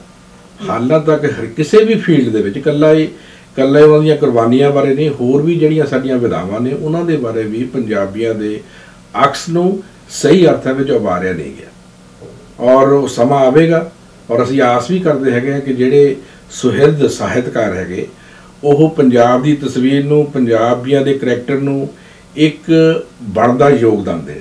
ਮੇਰਾ ਆਪਣਾ ਖਿਆਲ ਹੈਗਾ, ਮੈਂ ਇਹ ਮੰਨਦਾ ਹੈਗਾ ਕਿ ਪੰਜਾਬੀਆਂ ਦਾ ਇਤਿਹਾਸ, ਪੰਜਾਬੀਆਂ ਦੇ ਬਾਰੇ ਗੱਲਬਾਤ ਹਾਲੇ ਸਹੀ ਅਰਥਾਂ ਦੇ ਵਿੱਚ ਲੋਕੀ ਆਪਣੇ ਨਹੀਂ ਸਾਹਮਣੇ ਆਏ। ਹੁਣੇ ਜਿਹੜੀ ਗੱਲ ਭੁਪਿੰਦਰ ਮੱਲੀ ਹੋਰਾਂ ਨੇ ਕੀਤੀ ਹੈ, ਉਹਨਾਂ ਨੇ ਕਿਹਾ ਕਿ ਸ਼ਾਹ ਮੁਹੰਮਦ ਦਾ ਜਿਹੜਾ ਸਮਾਂ ਉਸ ਵੇਲੇ ਦਾ ਜਾਂ ਜੋ ਉਹਨਾਂ ਦੀ ਰਚਨਾ ਸੀ ਬੜੀ ਮਹੱਤਵਪੂਰਨ ਹੈ। ਬਖਸ਼ਿੰਦਰ ਜੀ, ਲੇਖਕ ਬਾਹਰ ਇਸ ਕਿਤਾਬ ਦੇ ਜਲ ਤੇ ਲਿਖਦਾ ਕਿ ਇਤਿਹਾਸ ਅੰਦਰ ਝਾਤੀ ਮਾਰਨੀ ਪੀढ़ी ਗੰਢ ਖੋਲਣ ਵਾਂਗਿਆ ਮੁਗਲ ਬਾਦਸ਼ਾਹ ਦਰਬਾਰੀ ਲੇਖਕਾਂ ਤੋਂ ਇਤਿਹਾਸ ਲਿਖਵਾਉਂਦੇ ਸਿਰਫ ਉਹਨਾਂ ਘਟਨਾਵਾਂ ਤੇ ਹੀ ਜੰਗਾਂ ਦਾ ਜ਼ਿਕਰ ਕੀਤਾ ਜਾਂਦਾ ਜਿਹੜੀਆਂ ਤਖਤ ਜਾਂ ਬਾਦਸ਼ਾਹ ਦੀ ਸ਼ਾਨ ਨੂੰ ਹੋਰ ਵਧਾਉਂਦੀਆਂ, ਚਮਕਾਉਂਦੀਆਂ। ਇੰਜ ਪੁਰਾਤਨ ਅਫਵਾਹਾਂ ਅਤੇ ਫਰਜ਼ੀ ਘਟਨਾਵਾਂ ਨੂੰ ਇਤਿਹਾਸ ਸਮਝ ਲਿਆ ਜਾਂਦਾ। ਇਹ ਦਾਅਵਾ ਕਰਦਾ ਹੈ ਤੇ ਇਹ ਇਸ ਤਰ੍ਹਾਂ ਚੱਲਦਾ ਰਿਹਾ, ਤੇ ਇਸ ਲੇਖਕ ਨੇ ਉਹਨਾਂ ਤੋਂ ਹਟ ਕੇ ਇੱਕ ਨਵਾਂ ਕੰਮ ਕੀਤਾ। ਸਿਰਫ ਗੱਲ ਹੈ ਜੀ, ਆਪਣੇ ਗੁਰਵਿੰਦਰ ਸਿੰਘ ਜੀ ਇਹਨਾਂ ਨੇ ਸਾਫ਼ ਲਿਖਿਆ ਕਿ ਦਰਬਾਰੀ ਲੇਖਕਾਂ ਕੋਲੋਂ ਇਤਿਹਾਸ ਲਿਖਵਾਇਆ ਜਾਂਦਾ। ਇਹ ਕਿਤਾਬ ਵੀ ਤਾਂ ਕਿਸੇ ਦਰਬਾਰੀ ਲੇਖਕ ਨੇ ਹੀ ਲਿਖੀ ਹੈ, ਇਹ ਨਹੀਂ ਪਤਾ ਲੱਗ ਰਿਹਾ ਉਹਦਾ ਦਰਬਾਰ ਕਿਹੜਾ ਹੈ, ਅਜੇ ਤੱਕ ਦਰਬਾਰ ਦਾ ਨਹੀਂ ਪਤਾ ਲੱਗਿਆ। ਦੂਜੀ ਗੱਲ ਹੈ ਜੀ ਕਿ ਜੇ ਸਭ ਕੁਝ ਲਿਖਿਆ ਜਾ ਚੁੱਕਾ ਸੀ ਮਹਾਰਾਜਾ ਰਣਜੀਤ ਸਿੰਘ ਬਾਰੇ, ਤਾਂ ਇਹ ਨਾਵਲ ਲਿਖਣ ਦੀ ਲੋੜ ਕਿਉਂ ਪਈ? ਇੱਕ ਸਵਾਲ ਦਾ ਜਵਾਬ ਇਹਨੂੰ ਇਹ ਵੀ ਦੇਣਾ ਚਾਹੀਦਾ ਸੀ ਆਪਣੇ ਮੁੱਖ ਬੰਦਾਂ ਦੇ ਵਿੱਚ ਕਿ ਇਹ ਕਿਤਾਬ ਕਿਉਂ ਲਿਖੀ ਗਈ, ਇਹ ਨਾਵਲ ਕਿਉਂ ਲਿਖਿਆ ਗਿਆ। ਮਹਾਰਾਜਾ ਰਣਜੀਤ ਸਿੰਘ ਬਾਰੇ ਜਿਹੜੀ ਇੱਕੋ ਹੀ ਇੱਕ ਗੱਲ ਜਿਹੜੀ ਇੰਟਰਨੈਸ਼ਨਲੀ ਨੋਨ ਹੈ ਇਤਿਹਾਸ ਦੇ ਤੌਰ ਤੇ, ਮੈਂ ਇਤਿਹਾਸ ਦਾ ਵਿਦਿਆਰਥੀ ਨਹੀਂ, ਪਰ ਮੈਨੂੰ ਇੱਕ ਗੱਲ ਕਦੇ ਵੀ ਨਹੀਂ ਭੁੱਲਦੀ ਜਦੋਂ ਵੀ ਮਹਾਰਾਜਾ ਰਣਜੀਤ ਸਿੰਘ ਦੀ ਗੱਲ ਹੁੰਦੀ ਹੈ ਕਿ ਮਹਾਰਾਜਾ ਰਣਜੀਤ ਸਿੰਘ ਨੇ ਪੰਜਾਬ ਵਿੱਚ ਅੰਗਰੇਜ਼ਾਂ ਨੂੰ ਉਦੋਂ ਤੱਕ ਨਹੀਂ ਬਣਨ ਦਿੱਤਾ ਜਦੋਂ ਤੱਕ ਉਹ ਸਾਰੇ ਭਾਰਤ ਉੱਤੇ ਕਾਬਜ਼ ਹੋ ਚੁੱਕੇ ਸੀ। ਉਧਰ ਮਤਲਬ ਇੱਧਰ ਕੀ ਸਾਰੇ ਇੱਧਰ ਕਾਬਲ ਕੰਧਾਰ ਤੱਕ ਚਾਰੇ ਪਾਸੇ ਅੰਗਰੇਜ਼ਾਂ ਦਾ ਰਾਜ ਸੀ, ਸਿਰਫ ਤੇ ਸਿਰਫ ਪੰਜਾਬ ਵਿੱਚ ਅੰਗਰੇਜ਼ ਕਾਬਜ਼ ਨਹੀਂ ਸੀ ਹੋਏ, ਤੇ ਇੱਕ ਪੰਜਾਬ ਅੰਗਰੇਜ਼ਾਂ ਲਈ ਕਬਜ਼ਾ ਕਰਨ ਲਈ ਇੱਕ ਮਸਲਾ ਬਣਿਆ ਹੋਇਆ ਸੀ। ਉਹ ਜਿਸ ਅੰਗਰੇਜ਼ ਸਾਮਰਾਜ ਦੀ ਕਹਿੰਦੇ ਕਦੇ ਉੱਥੇ ਰਾਤ ਨਹੀਂ ਸੀ ਪਈ, ਉਹਨਾਂ ਨੂੰ ਹੱਥਾਂ ਪੈਰਾਂ ਦੀਆਂ ਪਈਆਂ ਸੀ ਕਿ ਮਹਾਰਾਜੇ ਨੂੰ ਕਿਵੇਂ ਨੀਵਾਂ ਦਿਖਾਇਆ ਜਾਵੇ, ਕਿਵੇਂ ਉਹ ਕਿਵੇਂ ਬਾਰ-ਬਾਰ ਆਪਣੇ ਏਲਚੀ ਭੇਜਦਾ ਹੁੰਦਾ ਸੀ। ਉਹਨਾਂ ਨੇ ਸਾਰੇ ਸਾਮ ਦਾਮ ਦੰਡ ਭੇਦ ਸਾਰੇ ਵਰਤ ਕੇ ਦੇਖੇ, ਮਹਾਰਾਜਾ ਤੇ ਉਹਨਾਂ ਦਾ ਕਾਬੂ ਨਹੀਂ ਸੀ ਪਿਆ। ਮਹਾਰਾਜਾ ਰਣਜੀਤ ਸਿੰਘ ਨੂੰ ਇੱਕ ਪੂਰੇ ਸਾਮਰਾਜ ਦੇ ਨਾਲ ਟਾਕਰਾ ਕਰਦਿਆਂ ਔਰ ਕਈ ਸਾਲ ਉਹਨਾਂ ਨੂੰ ਪੰਜਾਬ ਉੱਤੇ ਕਾਬਜ਼ ਨਾ ਹੋਣ ਦੇਣ ਤੋਂ ਰੋਕੀ ਰੱਖਣਾ, ਇਹ ਕੋਈ ਛੋਟੀ ਜਿਹੀ ਗੱਲ ਨਹੀਂ ਸੀ। ਚਾਹੇ ਨਾਲ ਖਾਲਸਾ ਫੌਜ ਸੀ, ਖਾਲਸਾ ਫੌਜ ਬਾਰੇ ਜਿਹਦੇ ਬਾਰੇ ਕਿਹਾ ਜਾਂਦਾ ਕਿ ਖਾਲਸਾ ਫੌਜ ਅੰਤ ਤੱਕ ਮਹਾਰਾਜਾ ਰਣਜੀਤ ਸਿੰਘ ਦੇ ਸੁਰਗਵਾਸ ਹੋਣ ਤੋਂ ਬਾਅਦ ਤੱਕ ਜਿਹੜੀ ਹੈ ਉਹ ਲੜਦੀ ਰਹੀ। ਇਹੋ ਜਿਹੀ ਫੌਜ ਸੀ ਜਿਹਦੇ ਬਾਰੇ ਸ਼ਾਹ ਮੁਹੰਮਦ ਨੇ ਲਿਖਿਆ, ਸ਼ਾਹ ਮੁਹੰਮਦ ਦਾ ਇੱਕ ਸਰਕਾਰ ਵਜੋਂ ਫੌਜਾਂ ਜਿੱਤ ਕੇ ਅੰਤ ਨੂੰ ਹਾਰੀਆਂ ਨੇ। ਸ਼ਾਹ ਮੁਹੰਮਦ ਦੇ ਨਾਲੋਂ ਜੋ ਸ਼ਾਹ ਮੁਹੰਮਦ ਨੇ ਮਹਾਰਾਜਾ ਰਣਜੀਤ ਸਿੰਘ ਬਾਰੇ ਲਿਖ ਦਿੱਤਾ, ਉਹ ਤੋਂ ਬਾਅਦ ਮੇਰੇ ਖਿਆਲ ਇਹਨਾਂ ਨੂੰ ਹੱਥ ਜੋੜ ਦੇਣੇ ਚਾਹੀਦੇ ਸੀ ਕਿ ਮੈਂ ਸ਼ਾਹ ਮੁਹੰਮਦ ਨਹੀਂ ਬਣ ਸਕਦਾ, ਸ਼ਾਹ ਮੁਹੰਮਦ ਦਾ ਲਿਖਿਆ ਹੀ ਕਾਫੀ ਹੈ, ਇਹਨਾਂ ਨੂੰ ਇਹ ਨਾਵਲ ਨਹੀਂ ਸੀ ਲਿਖਣਾ ਚਾਹੀਦਾ। ਤੁਸੀਂ ਵੈਸੇ ਇਹ ਸਾਰਾ ਨਾਵਲ ਪੜ੍ਹਿਆ ਬਾਰੀਕੀ ਦੇ ਨਾਲ? ਇਹਦੇ ਜੀ 598 ਦੇ 98 ਸਫ਼ੇ ਮੈਂ ਪੜ੍ਹੇ ਆ ਜੀ, ਤੇ ਇਹਨੇ 42 ਕਿਤਾਬਾਂ ਜਿਹੜੀਆਂ ਯੂਜ਼ ਕੀਤੀਆਂ ਮੈਂ ਉਹਨਾਂ ਦੀ ਫਰਿਸਤ ਵੀ ਪੜ੍ਹੀ ਹੈ, ਤੇ ਮੈਂ ਇਹਦਾ ਇੱਕ ਅੱਖਰ ਪੜ੍ਹਿਆ ਹੀ ਨਹੀਂ, ਅੰਡਰਲਾਈਨ ਕਰਕੇ ਚੱਟਿਆ ਹੋਇਆ ਹੈ।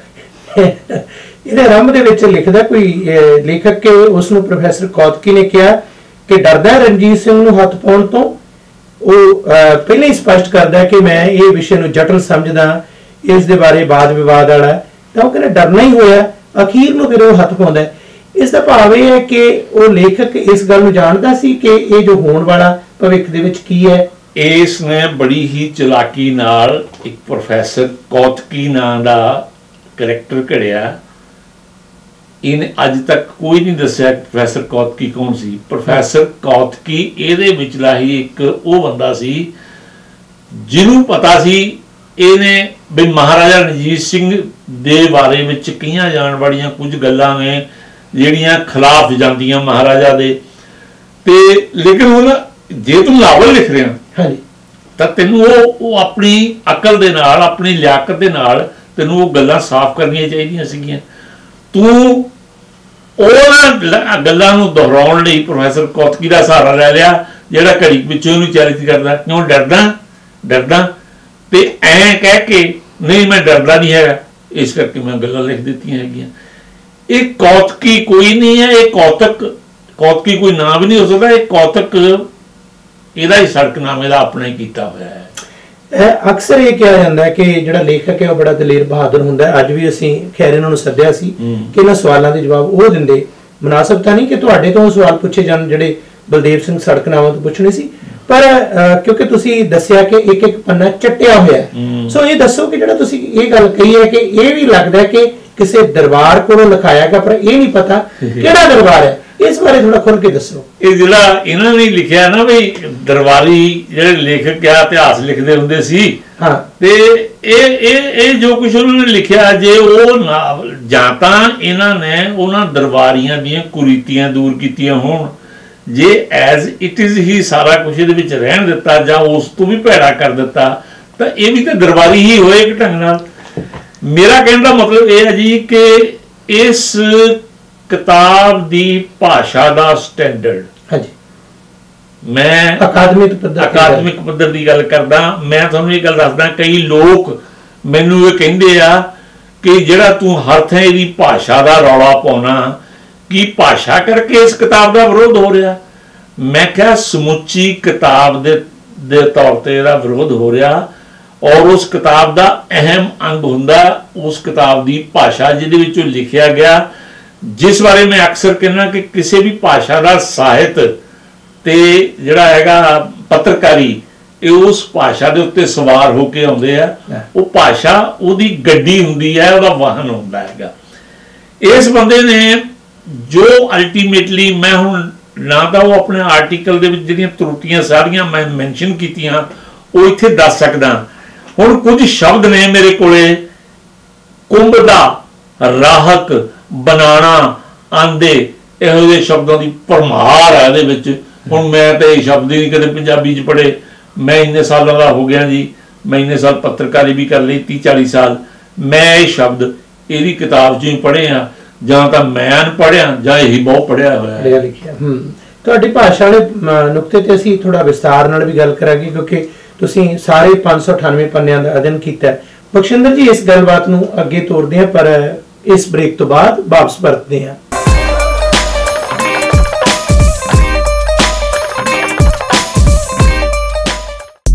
AAA Auto Body अपने ਭਰਾਵਾਂ ਦੀ ਬਰਨਵੀ ਵਿੱਚ one of the biggest ICBC authorized auto body shop, ਜਿਨ੍ਹਾਂ ਕੋਲ ਐਕਸਪ੍ਰੈਸ ਵੈਲੇ ਸਰਵਿਸ ਤੋਂ ਇਲਾਵਾ ਐਕਸਪੀਰੀਅੰਸ ਅਤੇ ਸਰਟੀਫਾਈਡ ਟੈਕਨੀਸ਼ੀਅਨਸ ਵੀ ਹਨ ਤੇ ਬਿਨਾਂ ਸ਼ੱਕ high tech computerised paint shop booth ਦੀ ਵੀ ਫੈਸਿਲਿਟੀ ਹੈਗੀ। ਤੁਹਾਡੇ ਸਾਰੀ ਜ਼ਰੂਰਤਾਂ ਲਈ ਜਿਵੇਂ ਡੈਂਟਿੰਗ, ਪੇਂਟਿੰਗ ਜਾਂ ਕੋਲੀਜਨ ਸਰਵਿਸਿਜ਼ ਲਈ ਫੋਨ ਕਰੋ Harmesh Sharma 6042991054। They can handle ICBC claim and inspection independently। ਕੀ ਹੋਇਆ? ਕਿਸ ਨਾਲ ਲੜਕੇ ਹੈਗੀਆਂ? ਤਾਂ ਹਰ ਵੇਲੇ ਮਜ਼ਾਕ ਹੀ ਸੁਝਦਾ ਹੈ। ਕੀ ਹੋਇਆ? ਆ ਮੰਮੀ ਡੈਡੀ ਨੂੰ ਇੰਡੀਆ ਤੋਂ ਸੁਪਰ ਵੀਜ਼ੇ ਤੇ ਮੰਗਾਉਣ ਲਈ ਇਮੀਗ੍ਰੇਸ਼ਨ ਨੇ ਮੇਰੀਆਂ ਗੁੱਡੀਆਂ ਕਮਾਈਆਂ ਪਈਆਂ ਨੇ। ਕੀ ਕਹਿੰਦੇ ਆ? ਕਦੇ ਆ ਪੇਪਰ ਲੈ ਕੇ ਆਓ, ਕਦੇ ਆ ਪੇਪਰ ਲੈ ਕੇ। ਓ ਮਾਈ ਗॉड, ਮੈਂ ਤਾਂ ਦੁਖੀ ਹੋ ਚੁੱਕੀ ਆ। ਬਸ ਇੰਨੀ ਗੱਲ ਤੋਂ ਘਬਰਾ ਗਈ? ਆਹ ਇੰਨੀ ਕੀ ਗੱਲ ਆ? ਜਦੋਂ ਆਪਾਂ ਨਾ ਕਰਾਉਨ ਇਮੀਗ੍ਰੇਸ਼ਨ ਦੇ ਰਾਜਪਾਲ ਹੋਟਲ ਨੂੰ ਮਿਲੇ ਨਾ, ਤਾਂ ਉਹਨਾਂ ਨੇ ਕੰਮ ਮਿੰਟਾਂ ਸਕਿੰਟਾਂ 'ਚ ਕਰ ਦੇਣੇ ਨੇ। ਸੱਚੀ ਮੈਂ ਤਾਂ ਐਵੇਂ ਘਬਰਾ ਗਈ ਸੀਗੀ। 9057897744 ਹੈਰੀ ਮੋਟਰਸ ਵਾਲਿਆਂ ਦੇ ਸੈਂਕੜੇ ਗੱਡੀਆਂ, ਛੋਟੀਆਂ ਵੱਡੀਆਂ ਫਨਾਂਸ ਨੇ ਕਰਦੇ ਤਲੀ ਤੇ ਚਾਬੀ ਧਰਦੇ। ਲੈਣੀ ਵੈਨ ਕਾਰਗੋ ਜੇ, ਲੈਣੀ ਵੈਨ ਕਾਰਗੋ ਜੇ, ਭਾਵੇਂ ਪਿਕ ਅਪ ਲੈਣਾ ਚਾਹੇ ਤੱਕ ਮਿਲੋ ਇੱਕ ਮੇਰ ਅਜੀਤ ਸਿੰਘ ਹੇਰ ਵੇਟ ਥੋੜੀ ਕਰਦੇ। Hair Motors, 12375 King George Highway, Surrey. Call 5807755. Harry motors ਜਦ ਵੀ ਤੁਸੀਂ ਨਾਰਥ ਅਮਰੀਕਾ ਦੇ ਸਭ ਤੋਂ ਵੱਡੇ ਕੱਪੜਿਆਂ ਦੇ ਵੇਅਰ ਹਾਊਸ ਤੇ ਆਉਂਦੇ ਹੋ ਤਾਂ ਰੋਸ਼ਨ ਅਰੋੜਾ ਅਤੇ ਸੁਭਾਸ਼ ਚੰਦਰ ਤੁਹਾਡਾ ਖਿੜੇ ਮੱਥੇ ਸਵਾਗਤ ਕਰਦੇ ਹਨ। ਪੰਜਾਬ ਕਲੌਥ ਹਾਊਸ ਵਿੱਚ ਤੁਹਾਨੂੰ ਮਿਲਦੇ ਹਨ ਵਾਜਬ ਕੀਮਤਾਂ ਤੇ ਟੌਪ ਕੁਆਲਿਟੀ ਦੇ ਫੈਬਰਿਕਸ ਤੇ ਰੈਡੀਮੇਡ ਗਾਰਮੈਂਟਸ। ਲੇਡੀਜ਼, ਜੈਂਟਸ ਤੇ ਬੱਚਿਆਂ ਦੇ ਕੱਪੜੇ ਭਾਰਤ ਤੋਂ ਇਲਾਵਾ Japan, Korea, Indonesia, China, Pakistan, Europe ਤੋਂ ਮੰਗਵਾਉਂਦੇ ਹਨ। ਉੱਚ ਕੁਆਲਿਟੀ ਦਾ ਸਮਾਨ ਘੱਟ ਕੀਮਤਾਂ ਤੇ ਲੈਣ ਲਈ ਅੱਜ ਹੀ ਪਹੁੰਚੋ ਪੰਜਾਬ ਕਲੌਥ ਵੇਅਰ ਹਾਊਸ ਤੇ, ਜੋ ਕਿ 12725 80 ਐਵਨਿਊ ਤੇ ਸਥਿਤ ਹੈ। Phone number 604 598 2880। Prince roofing, new roofing, re-roofing ਅਤੇ ਰਿਪੇਅਰ ਵਾਸਤੇ ਕਾਲ ਕਰੋ Prince roofing. Cedar shake, asphalt shingle, torch on ਅਤੇ ਕੰਕਰੀਟ ਟਾਇਲ ਵਾਸਤੇ ਕਾਲ ਕਰੋ। ਅਸੀਂ ਕਿਸੇ ਵੀ ਲਿਖਤੀ ਐਸਟੀਮੇਟ ਨੂੰ ਬੀਟ ਕਰਦੇ ਹਾਂ। ਫ੍ਰੀ ਐਸਟੀਮੇਟ ਵਾਸਤੇ ਬਲਵੀਰ ਬੈਂਸ ਨੂੰ ਕਾਲ ਕਰੋ 604 825 2759। Prince roofing.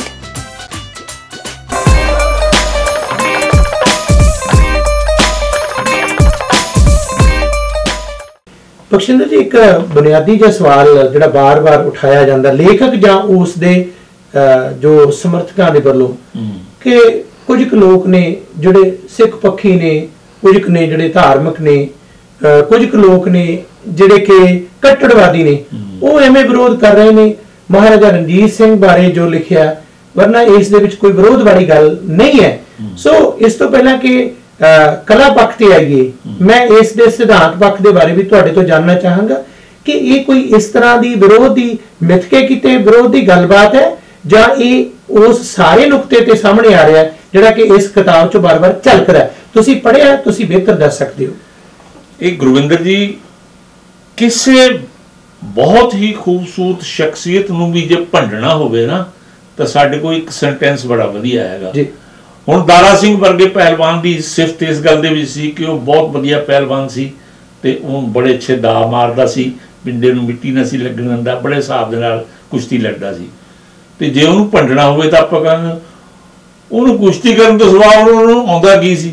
ਹਾਂ, ਇਸ ਕਰਕੇ ਇਹ ਜੇ ਕਹਣ ਉਹ ਭੰਡੀ ਕਰਦੇ ਆ, ਸਿੱਖ ਲੋਕ ਭੰਡੀ ਕਰਦੇ ਆ, ਕੱਟੜ ਲੋਕ ਭੰਡੀ ਕਰਦੇ, ਉਹਨਾਂ ਨੂੰ ਭੰਡੀ ਕਰਨ ਤੋਂ ਸਿਵਾ ਹੋਰ ਆਉਂਦਾ ਕੀ ਹੈ। ਗੱਲ ਇਹ ਨਹੀਂ ਹੈ। ਗੱਲ ਇਹ ਦੇਖੋ ਕਿ ਤੁਹਾਨੂੰ ਕੁਝ ਇਹੋ ਜਿਹੇ ਬੰਦਿਆਂ ਨੇ ਵੀ ਤੁਹਾਡੇ ਤੇ ਨੁਕਤੇ ਉਠਾਏ ਆ ਜਿਨ੍ਹਾਂ ਦਾ ਕੋਈ ਕਿਸੇ ਕਿਸਮ ਦਾ ਸਿਧਾਂਤਕ ਮਤਭੇਦ ਨਹੀਂ ਹੈ, ਵੀ ਕੋਈ ਇਸ ਤਰ੍ਹਾਂ ਦੀ ਕੋਈ ਗੱਲ ਨਹੀਂ ਹੈਗੀ। ਹੁਣ ਇਸ ਕਿਤਾਬ ਦੀ ਇੱਕ ਗੱਲ ਮੈਂ ਕਰਨੀ ਚਾਹਾਂਗਾ ਕਿ ਇਹਦੇ ਵਿੱਚ ਉਹ ਇੱਕ ਜਗ੍ਹਾ ਤੇ ਲਿਖਦੇ ਆ ਕਿ ਬੱਚੇ ਗੱਡੇ ਵਿੱਚ ਬੈਠੇ ਸੀ, ਗੱਡੇ ਵਿੱਚ ਬੈਠੀ ਔਰਤ ਵੱਲ ਦੇਖਦੇ ਸਨ। ਤੁਸੀਂ ਮੈਨੂੰ ਦੱਸੋ, ਆਪਾਂ ਬੇਸ਼ੱਕ ਗੱਡਿਆਂ ਤੋਂ ਗੱਡੀਆਂ ਦੇ ਦੌਰ 'ਚ ਆ ਗਏ ਆ, ਪਰ ਗੱਡੇ ਹਾਲੇ ਵੀ ਸਾਨੂੰ ਭੁੱਲੇ ਨਹੀਂ ਹੈਗੇ। ਅਸੀਂ ਗੱਡੇ ਭੁੱਲ ਨਹੀਂ ਗਏ, ਸਾਨੂੰ ਪਤਾ ਆ ਗੱਡੇ ਕੀ ਹੁੰਦੇ ਆ ਔਰ ਗੱਡੇ ਦੇ ਕਿੰਨੇ ਅੰਗ ਹੁੰਦੇ ਆ, ਸਾਨੂੰ ਇਹ ਵੀ ਪਤਾ। ਹੁਣ ਗੱਡੇ ਦੇ ਉੱਤੇ ਬੈਠੇ ਲੋਕ ਆਪਾਂ ਕਹਾਂਗੇ, ਗੱਡੇ ਦੇ ਉੱਤੇ ਬੈਠੀ ਜਨਾਨੀ, ਗੱਡੇ ਦੇ ਉੱਤੇ ਬੈਠੇ ਬੱਚੇ, ਇਹ ਗੱਡੇ ਦੇ ਵਿੱਚ ਲਿਖਣ ਡਿਆ ਆ। ਇਹ ਕਿਹੜੇ ਖਿੱਤੇ ਦੀ ਭਾਸ਼ਾ ਹੋਈ ਜੀ? ਇਹ ਪੰਜਾਬੀ ਕਿੱਥੇ ਪੜ੍ਹੀ ਹੋਈ ਇਹਨਾਂ ਨੇ? ਪਹਿਲਾਂ ਕਿਤੇ ਗੱਡੇ ਦੇ ਵਿੱਚ ਵੀ ਬਹਿੰਦੇ ਹੋਣਗੇ ਕਿ ਨਹੀਂ? ਨਹੀਂ, ਗੱਡੇ ਦੇ ਵਿੱਚ ਬਹਿਣ ਦਾ ਮਤਲਬ ਕੋਈ ਨਹੀਂ ਹੈ, ਗੱਡੇ ਦੇ ਉੱਤੇ ਕਹਿੰਦੇ ਆਪਾਂ ਜਦੋਂ ਵੀ ਕਹਿੰਦੇ ਆ। ਹਾਂ, ਜੇ ਕੋਈ ਹੋਵੇ ਚਾਦਰ ਤਾਣੀ ਹੋਵੇ ਤਾਂ ਵੀ, ਕੁਛ ਵੀ ਕੀਤਾ ਹੋਵੇ, ਕਿਸੇ ਕੋਲਾ ਚੋਲਾ ਬਣਾਇਆ ਹੋਵੇ ਗੱਡੇ ਦੇ ਉੱਤੇ ਬੈਠਣ ਲਈ ਵੀ, ਛੱਤ ਪਾਈ ਹੋਵੇ ਤਾਂ ਵੀ ਗੱਡੇ ਉੱਤੇ ਬੈਠੇ ਕਹਿੰਦੇ ਆਪਾਂ, ਗੱਡੇ ਦੇ ਵਿੱਚ ਬੈਠਿਆ ਕੋਈ ਨਹੀਂ ਹੁੰਦਾ। ਤੇ ਇਹ ਲਿਖਣ ਡਿਆ ਹੁਣ, ਇਹਨੂੰ ਪੁੱਛਿਆ ਜਾਵੇ ਵੀ ਗੱਡੇ ਦੇ ਵਿੱਚ ਤੈਂ ਕਿਹੜੇ ਖਿੱਤੇ 'ਚ ਬੋਲਦੇ ਸੁਣਿਆ ਏਦਾਂ, ਜਾਂ ਮਹਾਰਾਜਾ ਰਣਜੀਤ ਸਿੰਘ ਨੇ ਇਹਦੇ ਕੰਨ ਵਿੱਚ ਕਹਿਤਾ ਹੋਊਗਾ ਕੁਛ ਨਾ ਕੁਛ। ਇਹ ਕਿਤਾਬ ਦੇ ਵਿੱਚ ਅਕਸਰ ਇਸ ਗੱਲ ਨੂੰ ਬਾਰ-ਬਾਰ ਦੁਹਰਾਉਂਦਾ ਵੀ ਹੈ ਲੇਖਕ।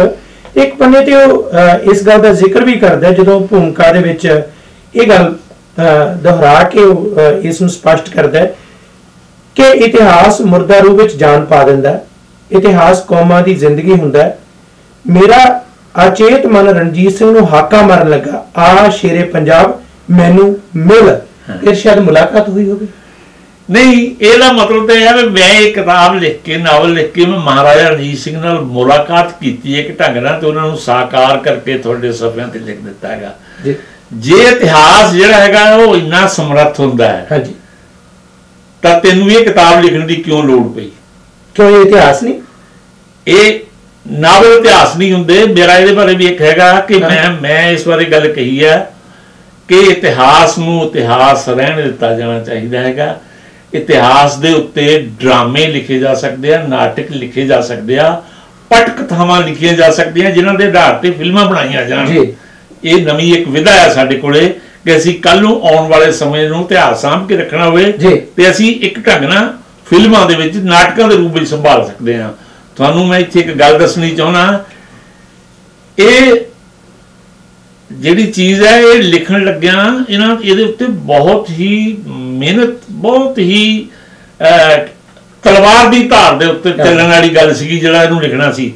ਤੁਹਾਨੂੰ ਪਤਾ ਹੋਣਾ ਚਾਹੀਦਾ ਹੈ ਕਿ ਮਹਾਰਾਜਾ ਰਣਜੀਤ ਸਿੰਘ ਦੇ ਉੱਤੇ ਇੱਕ ਸੀਰੀਅਲ ਵੀ ਲਿਖਿਆ ਗਿਆ ਜੀ। ਉਹ ਸੀਰੀਅਲ ਵੀ ਕਿਤੇ ਕੁਦਰਤੀ ਮਹਾਰਾਜਾ ਬਲਦੇਵ ਸਿੰਘ ਸੜਕਨਾਮਾ ਵਰਗਾ ਲੇਖਕ ਲਿਖਣ ਵਾਲਾ ਸੀ। ਤੁਹਾਨੂੰ ਪਤਾ ਹੋਵੇ ਕਿ ਨਾ ਪਤਾ ਹੋਵੇ, ਮੈਂ ਦੱਸ ਦਿਆਂ ਕਿ ਉਹਨੂੰ ਅਚਾਨਕ ਉਸ ਸੀਰੀਅਲ ਨੂੰ ਰੋਕ ਦਿੱਤਾ ਗਿਆ। ਬਹਾਨੇ ਇਹ ਲਾਏ ਗਏ ਜੀ, ਨਹੀਂ TRP ਨਹੀਂ ਸੀ ਮਿਲਦੀ, ਇਹਨੂੰ ਦਰਸ਼ਕ ਨਹੀਂ ਸੀ ਮਿਲਦੇ। ਹਾਲਾਂਕਿ ਦਰਸ਼ਕ ਉਹਨੂੰ ਵੀ ਬੜੇ ਧਿਆਨ ਨਾਲ ਦੇਖਣ ਲੱਗਦਾ ਸੀ। ਦੇਖੀਏ ਇਹਦੇ ਵਿੱਚ ਜਿਹੜੀਆਂ ਕੰਟਰੋਵਰਸੀਆਂ ਇਤਿਹਾਸ ਨੇ ਬਹੁਤ ਫੈਲਾਈਆਂ ਜਾਂ ਇਤਿਹਾਸਕਾਰਾਂ ਨੇ ਫੈਲਾਈਆਂ ਹੈਗੀਆਂ, ਜਾਂ ਜਿਹੜਾ ਗੰਦ ਪਾਇਆ, ਕੀ ਉਹ ਨਾਵਲ ਇਸ ਨਾਟਕ ਦੇ ਵਿੱਚ ਵੀ ਆਊਗਾ? ਮਤਲਬ ਇਹਨੂੰ ਤਾਂ ਜੇ ਤੁਸੀਂ ਇਤਿਹਾਸ ਤੋਂ ਬਾਅਦ ਨਾਵਲ ਲਿਖਿਆ ਤੇ ਤੁਹਾਨੂੰ ਇਹਦੇ ਵਿੱਚ ਆਪਣੇ ਬੁੱਧੀ ਵਿਵੇਕ ਨਾਲ ਦਰੁਸਤੀਆਂ ਕਰਨੀਆਂ ਬਣਦੀਆਂ ਸੀ, ਨਾ ਕਿ ਉਦੋਂ ਵੀ ਜ਼ਿਆਦਾ ਗੰਦ ਪਾਉਣਾ ਚਾਹੀਦਾ ਸੀ ਜੀ। ਮਲੀ ਸਾਹਿਬ, ਸਿਧਾਂਤਕ ਨੁਕਤੇ ਤੇ ਗੱਲ ਬੜੀ ਮਹੱਤਵਪੂਰਨ ਹੈ ਕਿ ਜਦੋਂ ਅਸੀਂ ਇਤਿਹਾਸ ਨੂੰ ਗਲਪ ਦੇ ਤੌਰ ਤੇ ਵੀ ਲਿਖਦੇ ਹਾਂ ਫਿਰ ਵੀ ਜ਼ਿੰਮੇਵਾਰੀਆਂ ਹੁੰਦੀਆਂ। ਇਸ ਨਾਵਲ ਦੇ ਬਾਰੇ ਜੋ ਸੂਰਜ ਦੀ ਅੱਖ ਦੇ ਪੰਨਾ 163 ਦੇ ਉੱਪਰ ਇਹ ਗੱਲ ਚੱਲੀ ਕਿ ਜੋ ਸਿੱਖ ਰਾਜ ਦੇ ਜਰਨੈਲ ਸਨ, ਜੋ ਉਹਨਾਂ ਦੀ ਹਾਲਤ ਹੁੰਦੀ ਸੀ ਨਸ਼ੇ ਦੇ ਵਿੱਚ ਧੁੱਤ ਹੋ ਕੇ ਕਿਵੇਂ ਕਿਵੇਂ ਕਰਦੇ ਸੀ, ਕੀ ਉਹਨਾਂ ਦੀਆਂ ਅਲਾਮਤਾਂ ਸਨ। ਫਿਰ 171 ਪੰਨੇ ਤੇ ਇਹ ਹੈ ਕਿ ਮਹਾਰਾਜਾ ਰਣਜੀਤ ਸਿੰਘ ਨੇ ਜੋ ਮੋਹਰਾਂ ਦੇ ਨਾਲ ਨਿਕਾਹ ਕੀਤਾ, ਇਸਲਾਮ ਧਾਰਨ ਕਰ ਲਿਆ ਸੀ ਤੇ ਉਹ ਮੁਸਲਮਾਨ ਬਣ ਕੇ ਉਸਨੇ ਇਹ ਨਿਕਾਹ ਕੀਤਾ। ਇਹ ਜਿਹੜੀਆਂ ਗੱਲਾਂ ਬਾਤਾਂ ਜਿਹੜੀਆਂ ਇਸ ਕਿਸਮ ਦੀਆਂ, ਜਾਂ ਲਿਖਿਆ ਕਿ ਸਿੱਖਾਂ ਨੂੰ ਬੰਦਾ ਸਿੰਘ ਬਹਾਦਰ ਤੋਂ ਬਾਅਦ ਸ਼ਹੀਦੀ ਤੋਂ ਮਗਰੋਂ ਖਾਸ ਤੌਰ ਤੇ ਸਿੱਖਾਂ ਨੂੰ ਉਹਨਾਂ ਦੇ ਮੂੰਹ ਨੂੰ ਰਾਜ ਕਰਨ ਦਾ ਲਹੂ ਲੱਗ ਚੁੱਕਾ ਸੀ।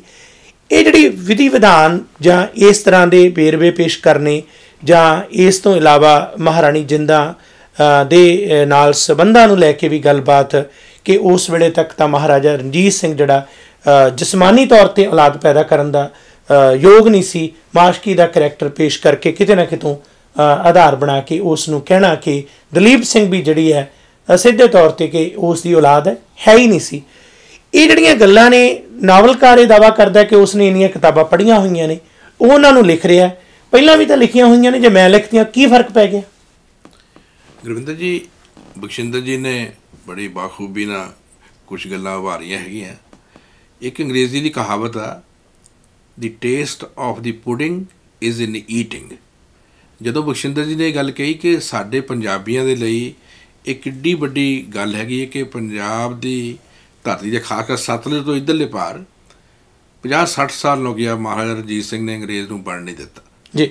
ਔਰ ਮਹਾਰਾਜਾ ਰਣਜੀਤ ਸਿੰਘ ਦਾ ਜਿਹੜਾ ਰਾਜ ਹੈਗਾ ਉਹ ਕਾਬਲ ਦੀਆਂ ਕੰਧਾਂ ਤੋਂ ਲਾ ਕੇ ਤਿੱਬਤ ਦੀਆਂ ਕੰਧਾਂ ਤੱਕ ਕਿ ਆਪਣੇ ਔਰ ਕਸ਼ਮੀਰ ਤੱਕ ਕਿ ਉਹ ਕਾਇਮ ਰਿਹਾ।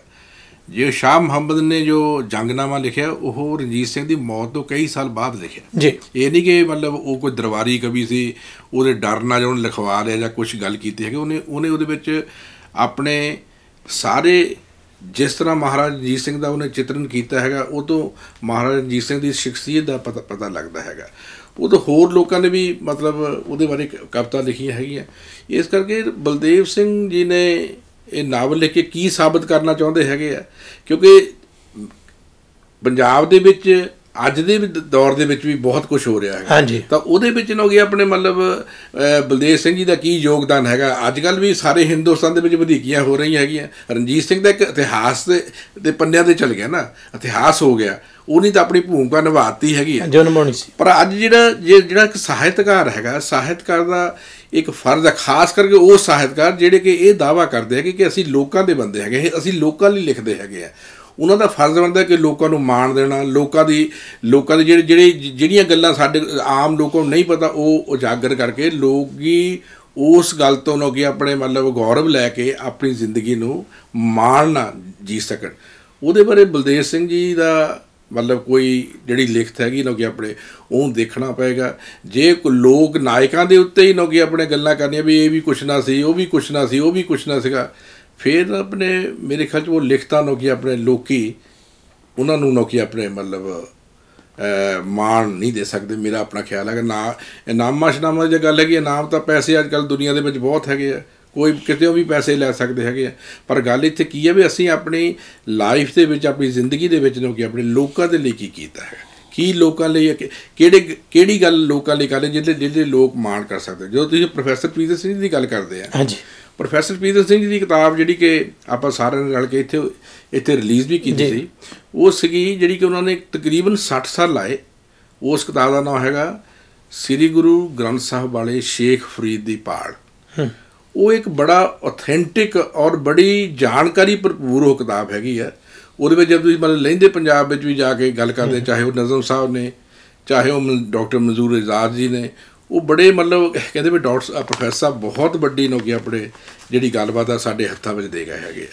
ਤਾਂ ਬਲਦੇਵ ਸਿੰਘ ਜੀ ਦਾ ਕੀ ਯੋਗਦਾਨ ਹੈਗਾ, ਕਿਉਂਕਿ ਬਖਸ਼ਿੰਦਰ ਜੀ ਸਾਹਿਤ ਨਾਲ ਵੀ ਜੁੜੇ ਹੋਏ ਹੈਗੇ ਔਰ ਇਹ ਜਰਨਲਿਸਟ ਵੀ ਹੈਗੇ ਨੇ ਕਿ ਆਪਣੇ ਇਹਨਾਂ ਨੇ ਬਹੁਤ ਬਾਖੂਬੀ ਨਾਲ ਸਾਰੀਆਂ ਗੱਲਾਂ 'ਤੇ ਚਾਨਣਾ ਪਾਇਆ ਹੈਗਾ ਜੀ।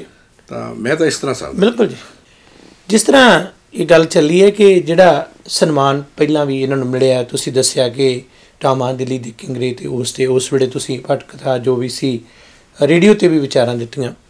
ਇਹ ਇਨਾਮ ਜਿਹੜਾ ਸੀ ਉਦੋਂ ਮਿਲਿਆ ਅਤੇ ਕਿਹਾ ਜਾਂਦਾ ਕਿ ਉਸ ਇਨਾਮ ਦੇ ਸਬੰਧ ਦੇ ਵਿੱਚ ਉਸ ਵੇਲੇ ਭਾਰਤ ਦੇ ਵਿੱਚ ਜੋ ਮੌਜੂਦਾ ਸਰਕਾਰੀ ਹੈ ਉਸ ਦੇ ਸਾਹਿਤਕਾਰਾਂ ਨੂੰ ਬੋਲਣ ਨਾ ਦੇਣ ਦੀ ਆਜ਼ਾਦੀ ਦੇ ਖਿਲਾਫ ਲੇਖਕ ਨੇ ਆਪਣਾ ਪੁਰਸਕਾਰ ਮੋੜਿਆ। ਅਤੇ ਇਹ ਵੀ ਹੈ ਕਿ ਉਸ ਵੇਲੇ ਇਹਨਾਂ ਇਨਾਮ ਨੂੰ ਵਾਪਸ ਕੀਤਾ ਕਿਉਂਕਿ ਜੋ ਤਾਕਤਾਂ ਉਸ ਵੇਲੇ ਹਾਵੀ ਸਨ ਉਹਨਾਂ ਤਾਕਤਾਂ ਨੇ ਅਜਿਹਾ ਕੁਝ ਕੀਤਾ।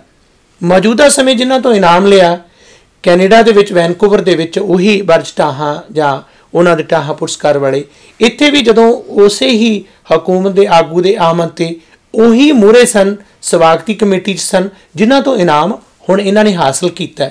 ਇਸ ਨੂੰ ਤੁਸੀਂ ਕਿਵੇਂ ਵੇਖਦੇ ਹੋ? ਇਹ ਤਾਂ ਜੀ ਸਾਰਾ ਕੁਝ ਬੜਾ ਕਲੀਅਰ ਹੈ, ਬੜਾ ਸਪਸ਼ਟ ਹੈਗਾ। ਮੈਂ ਉਦੋਂ ਪਹਿਲਾਂ ਇੱਕ ਗੱਲ ਕਰਨੀ ਚਾਹੁੰਦਾ ਜਿਹੜੀ ਕਿ ਬਹੁਤ ਕੀਤੀ ਜਾਣੀ ਜ਼ਰੂਰੀ ਹੈ। ਉਸ ਗੱਲ ਦਾ ਚਸ਼ਮਦੀਦ ਗਵਾਹ ਇੱਕ ਮੈਂ ਹਾਂ ਅਤੇ ਜਿਹੜੇ ਦੋ ਪਾਤਰ ਉਸ ਗੱਲਬਾਤ ਦੇ ਹੋਰ ਸੀ ਉਹ ਹੁਣ ਇਸ ਵੇਲੇ ਇਸ ਜਹਾਨ 'ਚ ਨਹੀਂ ਹਨ ਜੀ। ਜਿਸ ਕਰਕੇ ਜੇ ਅੱਜ ਮੈਂ ਉਹ ਗੱਲ ਨਾ ਕਰਾਂ ਤਾਂ ਉਹ ਗੱਲ ਮੇਰੇ ਮਰਨ ਨਾਲ ਵੀ ਮੇਰੇ ਨਾਲ ਹੀ ਮੁੱਕ ਜਾਏਗੀ। ਮੈਂ ਉਹ ਗੱਲ ਇੱਥੇ ਛੱਡ ਕੇ ਜਾਣੀ ਚਾਹੁੰਦਾ, ਦੱਸਣੀ ਚਾਹੁੰਦਾ ਜੀ। ਡਾਕਟਰ ਕੁਲਵੀਰ ਸਿੰਘ ਕਾਂਗ ਬਹੁਤ ਵਧੀਆ ਲਿਖਦੇ ਵੀ ਸੀ, ਆਲੋਚਕ ਵੀ ਸਨ ਅਤੇ ਉਹ ਮੇਰੀ ਉਹਨਾਂ ਨਾਲ ਕਾਫੀ ਪਿਆਰ ਸੀ, ਮੁਹੱਬਤ ਸੀ। ਅਤੇ ਉਹ ਇੱਕ ਵਾਰ ਜਲੰਧਰ ਆਏ ਅਤੇ ਮੈਨੂੰ ਕਹਿੰਦੇ ਵੀ ਕੀ ਕਰਦਾ ਹੈਗਾ, ਕੀ ਕਰਨਾ? ਮੈਂ ਕਿਹਾ ਕੁਛ ਨਹੀਂ ਜੀ, ਕਰਦੇ ਵਿਹਲੇ ਹਾਂ, ਰਾਤ ਦੀ ਡਿਊਟੀ ਹੁੰਦੀ ਆ, ਮੈਂ ਜਗਬਾਣੀ 'ਚ ਕੰਮ ਕਰਦਾ ਸੀ। ਅਤੇ ਕਹਿੰਦੇ ਫਿਰ ਚੱਲ ਮੇਰੇ ਨਾਲ ਚੱਲ, ਆਪਾਂ ਰੇਡੀਓ ਸਟੇਸ਼ਨ ਤੱਕ ਜਾਣਾ ਤੇ ਆਪਾਂ SS ਮੀਸ਼ਾ ਨੂੰ ਮਿਲ ਕੇ ਆਉਣਾ ਹੈਗਾ ਜੀ। ਮੈਂ ਕਿਹਾ ਜੀ ਚਲੋ ਚੱਲਦੇ ਹਾਂ। ਮੀਸ਼ਾ ਜੀ ਦੇ ਕਮਰੇ ਵਿੱਚ ਅਸੀਂ 2 ਜਣੇ ਗਏ ਤੇ ਅਸੀਂ 3 ਜਣੇ ਉੱਥੇ ਇਕੱਠੇ ਸੀ, ਚੌਥਾ ਕੋਈ ਨਹੀਂ ਸੀ ਉੱਥੇ। ਤੇ ਮੀਸ਼ਾ ਜੀ ਇੱਦਾਂ ਹੀ ਟੇਬਲ ਦੇ ਉੱਤੇ ਕੱਚ ਦੇ ਬਸਤਰ ਨਾਂ ਦੀ ਆਪਣੀ ਕਿਤਾਬ ਰੱਖੀ ਬੈਠੇ ਸੀ। ਤੇ ਡਾਕਟਰ ਕਾਂਗ ਨੇ ਉਹਨਾਂ ਨੂੰ ਪੁੱਛਿਆ, ਕਾਂਗ ਸਾਹਿਬ ਨੇ, ਮੀਸ਼ਾ ਜੀ ਇਹ ਆਪਣੀ ਪੁਰਾਣੀ ਕਿਤਾਬ ਕੱਚ ਦੇ ਬਸਤਰ ਕੱਢੀ ਬੈਠੇ ਹੋ, ਕੀ ਗੱਲ ਸੁੱਖ ਤਾਂ ਹੈ, ਇਹ ਕਾਹਤੇ ਕੱਢੀ ਹੋਈ ਹੈ ਕਾਪੀ ਇਹਦੀ? ਉਹਨੇ ਜੋ ਜਵਾਬ ਦਿੱਤਾ ਮੀਸ਼ਾ ਜੀ ਨੇ, ਉਹ ਕਹਿੰਦੇ ਡਾਕਟਰ ਕਾਂਗ ਇਹ ਕਿਤਾਬ ਮੈਂ ਕਿਸੇ ਇਨਾਮ ਲਈ ਭੇਜ ਰਿਹਾ ਹਾਂ, ਤੇ ਉਹ ਇਨਾਮ ਮਿਲਣਾ ਵੀ ਮੈਨੂੰ ਹੈ। ਅੱਛਾ। ਠੀਕ ਉਸ ਗੱਲ ਤੋਂ 15 ਦਿਨਾਂ ਬਾਅਦ ਖਬਰ ਆ ਗਈ ਸੀ ਕਿ ਸਾਹਿਤ ਅਕਾਡਮੀ ਦਾ ਇਨਾਮ ਸੋਹਣ ਸਿੰਘ ਮੀਸ਼ਾ ਦੀ ਕਿਤਾਬ ਕੱਚ ਦੇ ਬਸਤਰ ਨੂੰ ਦਿੱਤਾ ਗਿਆ ਹੈ। ਹੁਣ ਉਹ 2 ਬੰਦੇ ਨਹੀਂ ਹਨ ਤੇ ਉਸ ਕਮਰੇ 'ਚ ਤੀਜਾ ਬੰਦਾ ਮੈਂ ਸੀ। ਜੇ ਇਹ ਗੱਲ ਮੈਂ ਨਹੀਂ ਦੱਸਦਾ ਤੇ ਮੈਂ ਵੀ ਕਿਸੇ ਨਾ ਕਿਸੇ ਤਰ੍ਹਾਂ ਦਰਬਾਰੀ ਹੋ ਜਾਊਂਗਾ। ਹਾਂ, ਕਿ ਮੇਰੇ ਕੋਲ ਇੱਕ ਹਕੀਕਤ ਹੈ, ਇੱਕ ਸੱਚੀ ਗੱਲ ਆ ਤੇ ਜਿਹੜੀ ਮੈਂ ਲੁਕਾ ਰਿਹਾ ਹੋਵਾਂਗਾ। ਔਰ ਇਸ ਦੇ ਨਾਲ ਹੀ ਮੈਂ ਇੱਕ ਗੱਲ ਹੋਰ ਕਰਨੀ ਚਾਹੁੰਦਾ ਕਿ ਸਭ ਤੋਂ ਵੱਡੇ ਇਨਾਮ ਨੇ ਨੋਬਲ ਇਨਾਮ, ਅਕੈਡਮੀ ਇਨਾਮ ਜਿਹਨਾਂ ਨੂੰ ਕਿਹਾ ਜਾਂਦਾ। ਹਾਂਜੀ। ਉਹ ਨੋਬਲ ਇਨਾਮ ਜਿਹੜੇ ਆ ਉਹ ਕਿੱਦਾਂ ਦਿੱਤੇ ਜਾਂਦੇ ਆ, ਕਿੱਦਾਂ ਦੇਣ ਤੋਂ ਰੋਕੇ ਜਾਂਦੇ ਹਨ? ਨੋਬਲ ਇਨਾਮਾਂ ਦੀ ਕੀ ਸਿਆਸਤ ਹੈ? ਸਾਹਿਤ ਅਕਾਡਮੀ ਦੇ ਇਨਾਮ ਤਾਂ ਬਹੁਤ ਥੱਲੇ ਰਹਿ ਜਾਂਦੇ ਆ। ਉਹ ਨੋਬਲ ਇਨਾਮਾਂ ਦੀ ਕੀ ਸਿਆਸਤ ਹੈ? ਜਾਂ ਬਿਰਜ ਢਾਂ ਦਾ ਨਾਮ ਹੈ, ਇਹ ਤਾਂ ਬਾਹਲਾ ਹੀ ਥੱਲੇ ਰਹਿ ਜਾਣਾ। ਇੱਕ ਅਮਰੀਕਾ ਦਾ ਨਾਵਲਿਸਟ ਹੈ ਇਰਵਿੰਗ ਵਾਲਿਸ ਜੀ, ਜਿਹਨੇ ਪ੍ਰਾਈਜ਼ ਨਾਂ ਦਾ ਨਾਵਲ ਲਿਖਿਆ ਹੈ। ਮੈਂ ਉਹਦੇ ਨਾਵਲ ਬਹੁਤ ਸਾਰੇ ਪੜ੍ਹੇ ਤਕਰੀਬਨ। ਉਹ ਬੰਦਾ ਇੱਕ ਨਾਵਲ ਦੇ ਉੱਤੇ ਲਿਖਣ ਲੱਗਿਆ ਇੰਨੀ ਕੁ ਰਿਸਰਚ, ਇੰਨੀ ਕੁ ਖੋਜ ਕਰਦਾ ਕਿ ਉਹਨੇ ਪ੍ਰਾਈਜ਼ ਨਾਂ ਦੇ ਨਾਵਲ ਦੇ ਉੱਤੇ ਜਿਹੜੀ ਰਿਸਰਚ ਕੀਤੀ, ਮੈਂ ਕਿੱਥੇ ਕਿੱਥੇ ਗਿਆ, ਕਿਹਨੂੰ ਮਿਲਿਆ, ਕਿੱਦਾਂ ਕੀਤੀ, ਉਹ ਵੀ ਇੱਕ ਕਿਤਾਬ ਛਪੀ ਹੈ, ਰਾਈਟਿੰਗ ਆਫ ਦਾ ਪ੍ਰਾਈਜ਼ ਹੈ ਜੀ। ਤੇ ਉਸ ਨਾਵਲ ਦੇ ਪਿੱਛੇ ਕੀ ਸਿਆਸਤ ਕੰਮ ਕਰਦੀ ਰਹੀ ਆ, ਕਿਸ ਬੰਦੇ ਨੂੰ ਕਿੱਦਾਂ ਦਾ ਇਨਾਮ ਦਿੱਤਾ ਗਿਆ, ਉਹਦੇ ਬਦਲੇ 'ਚ ਉਹਦੇ ਕੋਲੋਂ ਕੀ ਲਿਆ ਗਿਆ, ਕਿੱਦਾਂ ਉਹਨੂੰ ਵਰਤਿਆ ਗਿਆ, ਇਹ ਸਾਰਾ ਉਸ ਨਾਵਲ ਦੇ ਵਿੱਚ ਲਿਖਿਆ ਗਿਆ। ਤੇ ਮੈਂ ਉਹ ਨਾਵਲ ਵੀ ਪੜ੍ਹਿਆ ਹੋਇਆ ਹੈ ਇਰਵਿੰਗ ਵਾਲਿਸ ਦਾ। ਸੋ ਇਹ 2 ਦ੍ਰਿਸ਼ਟਾਂਤ ਜਿਹੜੇ ਆ ਜੀ, ਉਹ ਨਾਵਲਾਂ ਦੇ ਸੱਭਿਆਚਾਰ ਬਾਰੇ, ਇਨਾਮਾਂ ਦੇ ਸੱਭਿਆਚਾਰ ਬਾਰੇ, ਮਾਫ਼ ਕਰਨਾ, ਬੜੇ ਸਪਸ਼ਟ ਨੇ। ਇਨਾਮ ਕਿੱਦਾਂ ਦਿੱਤੇ ਜਾਂਦੇ ਹਨ। ਭੁਪਿੰਦਰ ਮੱਲੀ ਜੀ, ਜਿਹੜੀ ਗੱਲਬਾਤ ਚੱਲ ਰਹੀ ਹੈ ਕਿ ਜਿਹੜੀ ਸਿਆਸਤ ਇੱਥੇ ਖੇਡੀ ਜਾਂਦੀ ਹੈ, 2017 ਦੇ ਵਿੱਚ ਇੱਕ ਕਿਤਾਬ ਜਿਹੜੀ ਲਿਖੀ ਗਈ ਸੂਰਜ ਦੀ ਅੱਖ, ਉਸ ਤੋਂ ਬਾਅਦ ਹੁਣ ਇਸ ਕਿਤਾਬ ਨੂੰ ਇਨਾਮ ਦਿੱਤਾ ਗਿਆ। ਇਸ ਤੋਂ ਪਹਿਲਾਂ ਇਸ ਦੇ ਖਿਲਾਫ ਇਹ ਸ਼ਿਕਾਇਤ ਪੱਤਰ ਦਰਜ ਸੀ, ਜਿਸ ਦੇ ਵਿੱਚ ਬਕਾਇਦਾ ਤੌਰ 'ਤੇ ਲਿਖਿਆ ਸੀ ਕਿ ਇਸ ਕਿਤਾਬ ਦੇ ਬਹੁਤ ਸਾਰੇ ਪਹਿਲੂ ਜਿਹੜੇ ਹਨ ਉਹ ਜਾਣ ਬੁੱਝ ਕੇ ਬਦਨਾਮ ਕਰਨ ਲਈ ਸ਼ੇਰੇ ਪੰਜਾਬ ਨੂੰ ਲਿਖੇ ਗਏ ਨੇ। ਤੇ ਇਸ ਦੇ ਉੱਪਰ ਸ਼ਿਕਾਇਤ ਦਰਜ ਹੋਈ, ਪੁਲਿਸ ਕਮਿਸ਼ਨਰ ਜਲੰਧਰ ਵੱਲੋਂ ਇਸ 'ਤੇ ਪੜਤਾਲ ਕੀਤੀ ਗਈ। ਉਸ ਦੇ ਬਾਅਦ ਕੇਸ ਦਰਜ ਕੀਤਾ ਗਿਆ। ਪਬਲਿਸ਼ਰ ਹਰੀਸ਼ ਜੈਨ ਜੋ ਕਿ ਯੂਨੀਸਟਾਰ ਵਾਲੇ, ਉਹਨਾਂ ਨੇ ਇਹ ਕਿਹਾ ਕਿ ਮੈਂ ਇਸ ਕਿਤਾਬ ਨੂੰ ਵਾਪਸ ਲੈਣਾ, ਇਸ ਤੋਂ ਬਾਅਦ ਨਹੀਂ ਛਾਪਾਂਗਾ। ਫਿਰ ਇੰਨੀ ਵਿਵਾਦਗ੍ਰਸਤ ਪੁਸਤਕ ਹੀ ਕਿਉਂ ਲੱਭੀ ਇਨਾਮ ਦੀ ਚੋਣ ਕਰਨ ਲਈ, ਜਦ ਕਿ ਅਨੇਕਾਂ ਲੇਖਕ ਨੇ ਹੋਰ ਬੜੇ ਲਿਖਦੇ ਨੇ, ਉਹਨਾਂ ਦੀਆਂ ਕਿਤਾਬਾਂ ਵੀ ਨੇ, ਉਹ ਬਲਕਿ ਇਤਿਹਾਸ ਦੇ ਪਾਤਰਾਂ ਨੂੰ, ਪੁਰਾਤਨ ਨੂੰ ਅਗਾਂਹ ਕਰਕੇ ਨਹੀਂ, ਮੌਜੂਦਾ ਘਟਨਾਕ੍ਰਮ 'ਤੇ ਲਿਖਦੇ ਨੇ। ਇਹਦੇ ਬਾਰੇ ਕੀ ਖਿਆਲ ਹੈ? ਗੁਰਵਿੰਦਰ ਜੀ, ਦੇਖੋ ਅੱਜ ਜੋ ਆਪਣਾ ਪੰਜਾਬੀ ਲੋਕ ਹੈਗੇ ਨਾ, ਸਾਡੀ ਇਹ ਤਰਾਸਦੀ ਹੈ ਕਿ ਸਾਡੇ ਜ਼ਿਆਦਾਤਰ ਜਿਹੜੇ ਸਾਡੇ ਅਦਾਰੇ ਨੇ ਉਹ ਕਿਸੇ ਨਾ ਕਿਸੇ ਸਰਪ੍ਰਸਤੀ ਥੱਲੇ ਨੇ ਜੀ। ਲੋਕਾਂ ਦਾ ਇੰਡੀਪੈਂਡੈਂਟ ਅਦਾਰਾ ਕੋਈ ਵੀ ਨਹੀਂ ਹੈਗਾ। ਤੁਸੀਂ ਪੰਜਾਬ ਦੀ ਗੱਲ ਕਰ ਲਓ, ਜਿਹੜੀਆਂ ਸਾਰੀਆਂ ਸਾਡੀਆਂ ਸਹਿਤ ਸਭਾਵਾਂ ਨੇ, ਚਾਹੇ ਉਹ ਲੁਧਿਆਣੇ ਵਾਲੀ ਹੈ ਜਾਂ ਕੋਈ ਹੋਰ ਸਭਾ ਹੈਗੀ। ਅਸੀਂ ਅਜਮੇਰ ਜੀ ਨਾਲ ਵੀ ਗੱਲ ਕੀਤੀ ਆ, ਅੱਜ ਅਜਮੇਰ ਜੀ ਦੁਨੀਆ 'ਚ ਨਹੀਂ ਰਹੇ, ਕਿ ਤੁਸੀਂ ਮਤਲਬ ਇੰਡੀਪੈਂਡੈਂਟ ਜਿਹੜੀ ਆ ਮੂਵਮੈਂਟ ਕਿਸ ਤਰ੍ਹਾਂ ਚਲਾਓਗੇ ਜੇ ਤੁਸੀਂ ਸਰਕਾਰੋਂ ਦਰਬਾਰੋਂ ਮਤਲਬ ਫੰਡ ਲਿਆ ਕੇ ਆਪਣਾ ਕਾਰਜ ਕਰਨਾ ਹੈਗਾ। ਸੁਖਦੇਵ ਸਿੰਘ ਜੀ ਨਾਲ ਸਿਰਸਾ ਜੀ ਪ੍ਰਧਾਨ ਸੀਗੇ ਨਾ ਕਿ ਲੁਧਿਆਣੇ ਵਾਲੀ ਸਾਹਿਤ ਅਕੈਡਮੀ ਦੇ, ਉਹਨਾਂ ਨਾਲ ਵੀ ਮੈਂ ਗੱਲ ਕੀਤੀ। ਮੈਂ ਕਿਹਾ ਜਦ ਤੱਕ ਤੁਸੀਂ ਲੋਕ ਆਵਾਜ਼ ਕਿਸ ਤਰ੍ਹਾਂ ਬਣੋਗੇ ਜੇ ਨੌਕੀ ਤੁਹਾਡਾ ਸਾਰਾ ਨੌਕੀ ਆਪਣੇ ਫੰਡਿੰਗ ਜਿਹੜੀ ਨੌਕੀ ਆਪਣੇ ਜਿਹੜੇ ਤੁਹਾਡੇ ਨੌਕੀ ਆਪਣੇ ਪਾਈਪਰ ਨੇ, ਜਿਹੜੇ ਤੁਸੀਂ ਤਾਂ ਪਾਈਪਰ ਦੀ ਟਿਊਨੇ ਬੋਲੋਗੇ ਜੇ ਤੁਹਾਡੇ ਕੋਲ ਲੋਕਾਂ ਦੀ ਤਾਕਤ ਹੀ ਹੈ ਨਹੀਂ ਨੌਕੀ ਆਪਣੇ। ਇਹ ਇੱਕ ਸਾਡੀ ਤਰਾਸਦੀ ਹੈਗੀ ਆ। ਮੈਂ ਆਸ ਕਰਾਂਗਾ ਕਿ ਉਹ ਦਿਨ ਆਵੇ ਜਦੋਂ ਲੋਕਾਂ ਦੇ ਅਦਾਰੇ ਹੋਣ, ਔਰ ਜਿਹਦੇ ਵਿੱਚ ਕਿ ਆਪਣੇ ਜਿਹੜੇ ਸਾਹਿਤਕਾਰ ਹੈਗੇ ਆ ਲੋਕਾਂ ਵੱਲੋਂ ਸਤਿਕਾਰੇ ਜਾਣ। ਉਹ ਇਹ ਨਹੀਂ ਕਿ ਜਿਸ ਇਨਸਾਨ ਦੇ ਕੋਲ, ਜਿਸ ਕਮਰਸ਼ੀਅਲ ਅਦਾਰੇ ਕੋਲ ਕੁਛ ਪੈਸੇ ਹੈਗੇ ਆ, ਉੱਥੇ ਜਾ ਕੇ ਲੇਲੜੀਆਂ ਕੱਢਣ। ਭਾਵੇਂ ਕੋਈ ਵੀ ਸਾਹਿਤਕਾਰ ਹੈਗਾ, ਮੇਲੇ ਸਾਰੇ ਸਾਹਿਤਕਾਰ ਵੱਡੇ ਨੇ। ਜਿਹੜਾ ਬੰਦਾ ਵੀ ਸ਼ਬਦ ਦੀ ਗੱਲ ਕਰਦਾ, ਮੇਲੇ ਬਹੁਤ ਵੱਡਾ ਹੈਗਾ। ਔਰ ਮੇਰਾ ਉਹਦੇ ਮਤਲਬ ਸਾਹਮਣੇ ਨੂੰ ਸਿਰ ਝੁਕਦਾ ਹੈਗਾ ਕਿ ਉਹਨੇ ਘੱਟੋ ਘੱਟ ਸਾਡੀ ਮਾਂ ਬੋਲੀ ਦੇ ਵਿੱਚ ਲਿਖਣ ਦਾ ਤਹਈਆ ਕੀਤਾ ਹੈਗਾ। ਤਾਂ ਇਸ ਦੀ ਐਬਸੈਂਸ ਦੇ ਵਿੱਚ ਜਦੋਂ ਕੋਈ ਲੋਕ ਅਦਾਰੇ ਨਹੀਂ, ਤਾਂ ਇਸ ਤਰ੍ਹਾਂ ਦੀਆਂ ਜਿਹੜੀਆਂ ਗੱਲਾਂ ਹੈਗੀਆਂ ਉਹ ਸੁਭਾਵਿਕ ਹੈਗੀਆਂ। ਬਖਸ਼ਿੰਦਰ ਜੀ, ਅਕਾਦਮਿਕ ਸਾਹਿਤਕ ਪੱਧਰ ਦੀ ਜਿਹੜੀ ਗੱਲ ਚੱਲਦੀ ਹੈ, ਅਤੇ ਮੈਂ ਇਸ ਗੱਲ ਨੂੰ ਅੱਜ ਦਰਸ਼ਕਾਂ ਨਾਲ ਸਾਂਝਾ ਕਰਨਾ ਚਾਹੁੰਦਾ ਕਿ ਹਰੇਕ ਦੇ ਵੱਸ ਦੀ ਗੱਲ ਨਹੀਂ ਨਾ ਪੜ੍ਹਨਾ। ਵੈਸੇ ਤੁਹਾਨੂੰ ਲੱਗਦਾ ਕਿ ਜਿਨ੍ਹਾਂ ਕਮੇਟੀ ਦੇ ਮੈਂਬਰਾਂ ਨੇ ਇਨਾਮ ਦਿੱਤਾ, ਕਿ ਉਹਨਾਂ ਦਾ ਪਹਿਲਾਂ ਹੀ ਮਨ ਤਿਆਰ ਹੋਣਾ ਕਿ ਜਿੰਨੀਆਂ ਤੁਸੀਂ ਗਲਤੀਆਂ ਕੱਢ ਰਹੇ ਹੋ, ਤੁਸੀਂ ਤਾਂ ਗਲਤੀਆਂ ਦੇ ਢੇਰ ਲਾਏ ਪਏ ਨੇ ਅਤੇ ਸੈਂਕੜੇ ਹੀ ਗਲਤੀਆਂ ਕੱਢਤੀਆਂ ਨੇ, ਕਿ ਉਹਨਾਂ ਨੂੰ ਪਤਾ ਨਹੀਂ ਲੱਗਿਆ, ਜਾਂ ਫਿਰ ਇਹ ਬਿਨਾਂ ਪੜ੍ਹੇ ਹੋਈ ਇਸ ਤਰ੍ਹਾਂ ਦਾ ਹੋਇਆ? ਕੀ ਗੱਲ ਲੱਗਦੀ ਹੈ? ਦੇਖੋ ਜੀ, ਜਿੱਦਾਂ ਕਿ ਇਨਾਮਾਂ ਦੇ ਦੇਣ ਦੇ ਸੰਬੰਧ ਵਿੱਚ ਮੈਂ ਪਹਿਲਾਂ ਅਰਜ਼ ਕਰ ਚੁੱਕਿਆ, ਬੇਨਤੀ ਕੀਤੀ ਹੈ, ਉਹਨੂੰ ਦੇਖਦਿਆਂ ਤਾਂ ਲੱਗਦਾ ਵੀ ਕਿਤਾਬ ਜਿਹੜੀ ਹੈਗੀ ਆ ਉਹਨੂੰ ਸੁੰਘ ਕੇ ਇਨਾਮ ਦੇ ਦਿੱਤਾ ਜਾਂਦਾ, ਜਾਂ ਇਸ ਤਰ੍ਹਾਂ ਕਰਕੇ ਇਨਾਮ ਦੇ ਦਿੱਤਾ ਜਾਂਦਾ। ਇਸ ਕਿਤਾਬ ਬਾਰੇ ਜਿਹੜੀ ਇਹਦੀ ਕਮੇਟੀ ਹੈ, ਹਾਂਜੀ, ਜਿਸ ਕਮੇਟੀ ਨੇ ਇਹ ਇਨਾਮ ਦੇਣ ਲਈ ਬਲਦੇਵ ਸਿੰਘ ਸੜਕਨਾਮਾ ਨੂੰ ਚੁਣਿਆ ਅਤੇ ਇਸ ਕਿਤਾਬ ਨੂੰ ਇਨਾਮੀ ਕਿਤਾਬ ਬਣਾਇਆ, ਉਸ ਕਮੇਟੀ ਮੇਰੇ ਸਾਹਮਣੇ ਬੈਠ ਜਾਵੇ, ਮੈਂ ਉਹਨੂੰ ਆਪਣਾ ਆਰਟੀਕਲ ਦਿਖਾਉਣਾ ਅਤੇ ਮੈਂ ਸਵਾਲ ਪੁੱਛਾਂਗਾ, ਉਹ ਜਵਾਬ ਦੇ ਦੇਣ। ਬਹੁਤ ਸਾਰੇ ਲੋਕ ਅਜੇ ਵੀ ਇਹ ਗੱਲ ਕਹਿੰਦੇ ਆ, ਇਹ ਅੱਛਾ ਇਹਨਾਂ ਗਲਤੀਆਂ ਕਰਕੇ ਵਿਰੋਧ ਹੈ ਕਿ ਹੋਰ ਕਿਸੇ ਗੱਲ ਕਰਕੇ ਵਿਰੋਧ ਹੈ? ਨਹੀਂ, ਗਲਤੀਆਂ ਦੀ ਜਿਹੜੀ ਗੱਲ ਹੈ, 1 ਮਿੰਟ ਵਾਸਤੇ ਅਸੀਂ ਉੱਥੇ ਆਉਣੇ ਆ, ਕਿਉਂਕਿ ਦਰਸ਼ਕ ਬਹੁਤ ਸਿਆਣੇ ਨੇ। ਇਨਾਮ ਦੇਣ ਵਾਲੇ ਜਿਹੜੇ ਆ ਉਹ ਬੇਸ਼ੱਕ ਜੋ ਵੀ ਹੋਣ, ਅੱਜ ਜਿਹੜੇ ਦੇਖ ਰਹੇ ਨੇ ਪ੍ਰੋਗਰਾਮ ਨੂੰ, ਜਾਂ ਜਿਹੜੇ ਪਾਠਕ ਨੇ, ਤੁਸੀਂ ਇਹ ਦੱਸੋ ਤਾਂ ਸਹੀ ਉਹਨਾਂ ਨੂੰ ਕਿ ਜਿਹੜੀਆਂ, ਠੀਕ ਹੈ ਸਾਡਾ ਪ੍ਰੋਗਰਾਮ ਸੀਮਤ ਸਮੇਂ ਦਾ ਹੈ ਅਤੇ 598 ਸਫ਼ਿਆਂ ਦੇ ਵਿੱਚ ਅਨੇਕਾਂ ਗਲਤੀਆਂ ਹੋਣ, ਕੁਝ ਨਮੂਨੇ ਤਾਂ ਰੱਖੋ, ਉਹ ਇੱਥੇ ਬੈਠੇ ਇਸ ਗੱਲ ਦਾ ਨਿਰਣਾ ਕਰ ਸਕਦੇ ਆ ਕਿ ਸਹੀ ਹੈ ਜਾਂ ਗਲਤ ਹੈ। ਗੱਲ ਹੈ ਜੀ ਕਿ ਇਹ ਠੀਕ ਹੈ, ਆਪਣੇ ਕੋਲ ਥੋੜ੍ਹਾ ਟਾਈਮ ਹੋਵੇ ਤਾਂ ਮੈਂ ਵਿੱਚੋਂ ਕੁਝ ਗੱਲਾਂ ਦੱਸ ਸਕਦਾ। ਹਾਂਜੀ, ਮੈਂ ਤਾਂ ਆਪਣੇ ਆਰਟੀਕਲ ਦੇ ਵਿੱਚ ਇੱਕ ਗਲਤੀ ਦੇ ਨਾਲ ਇੱਕ ਸਫ਼ਾ ਲਿਖਿਆ ਹੈ ਕਿ ਇਹ ਗਲਤੀ ਉਸ ਸਫ਼ੇ 'ਚ ਦੇਖੀ ਜਾ ਸਕਦੀ ਹੈ।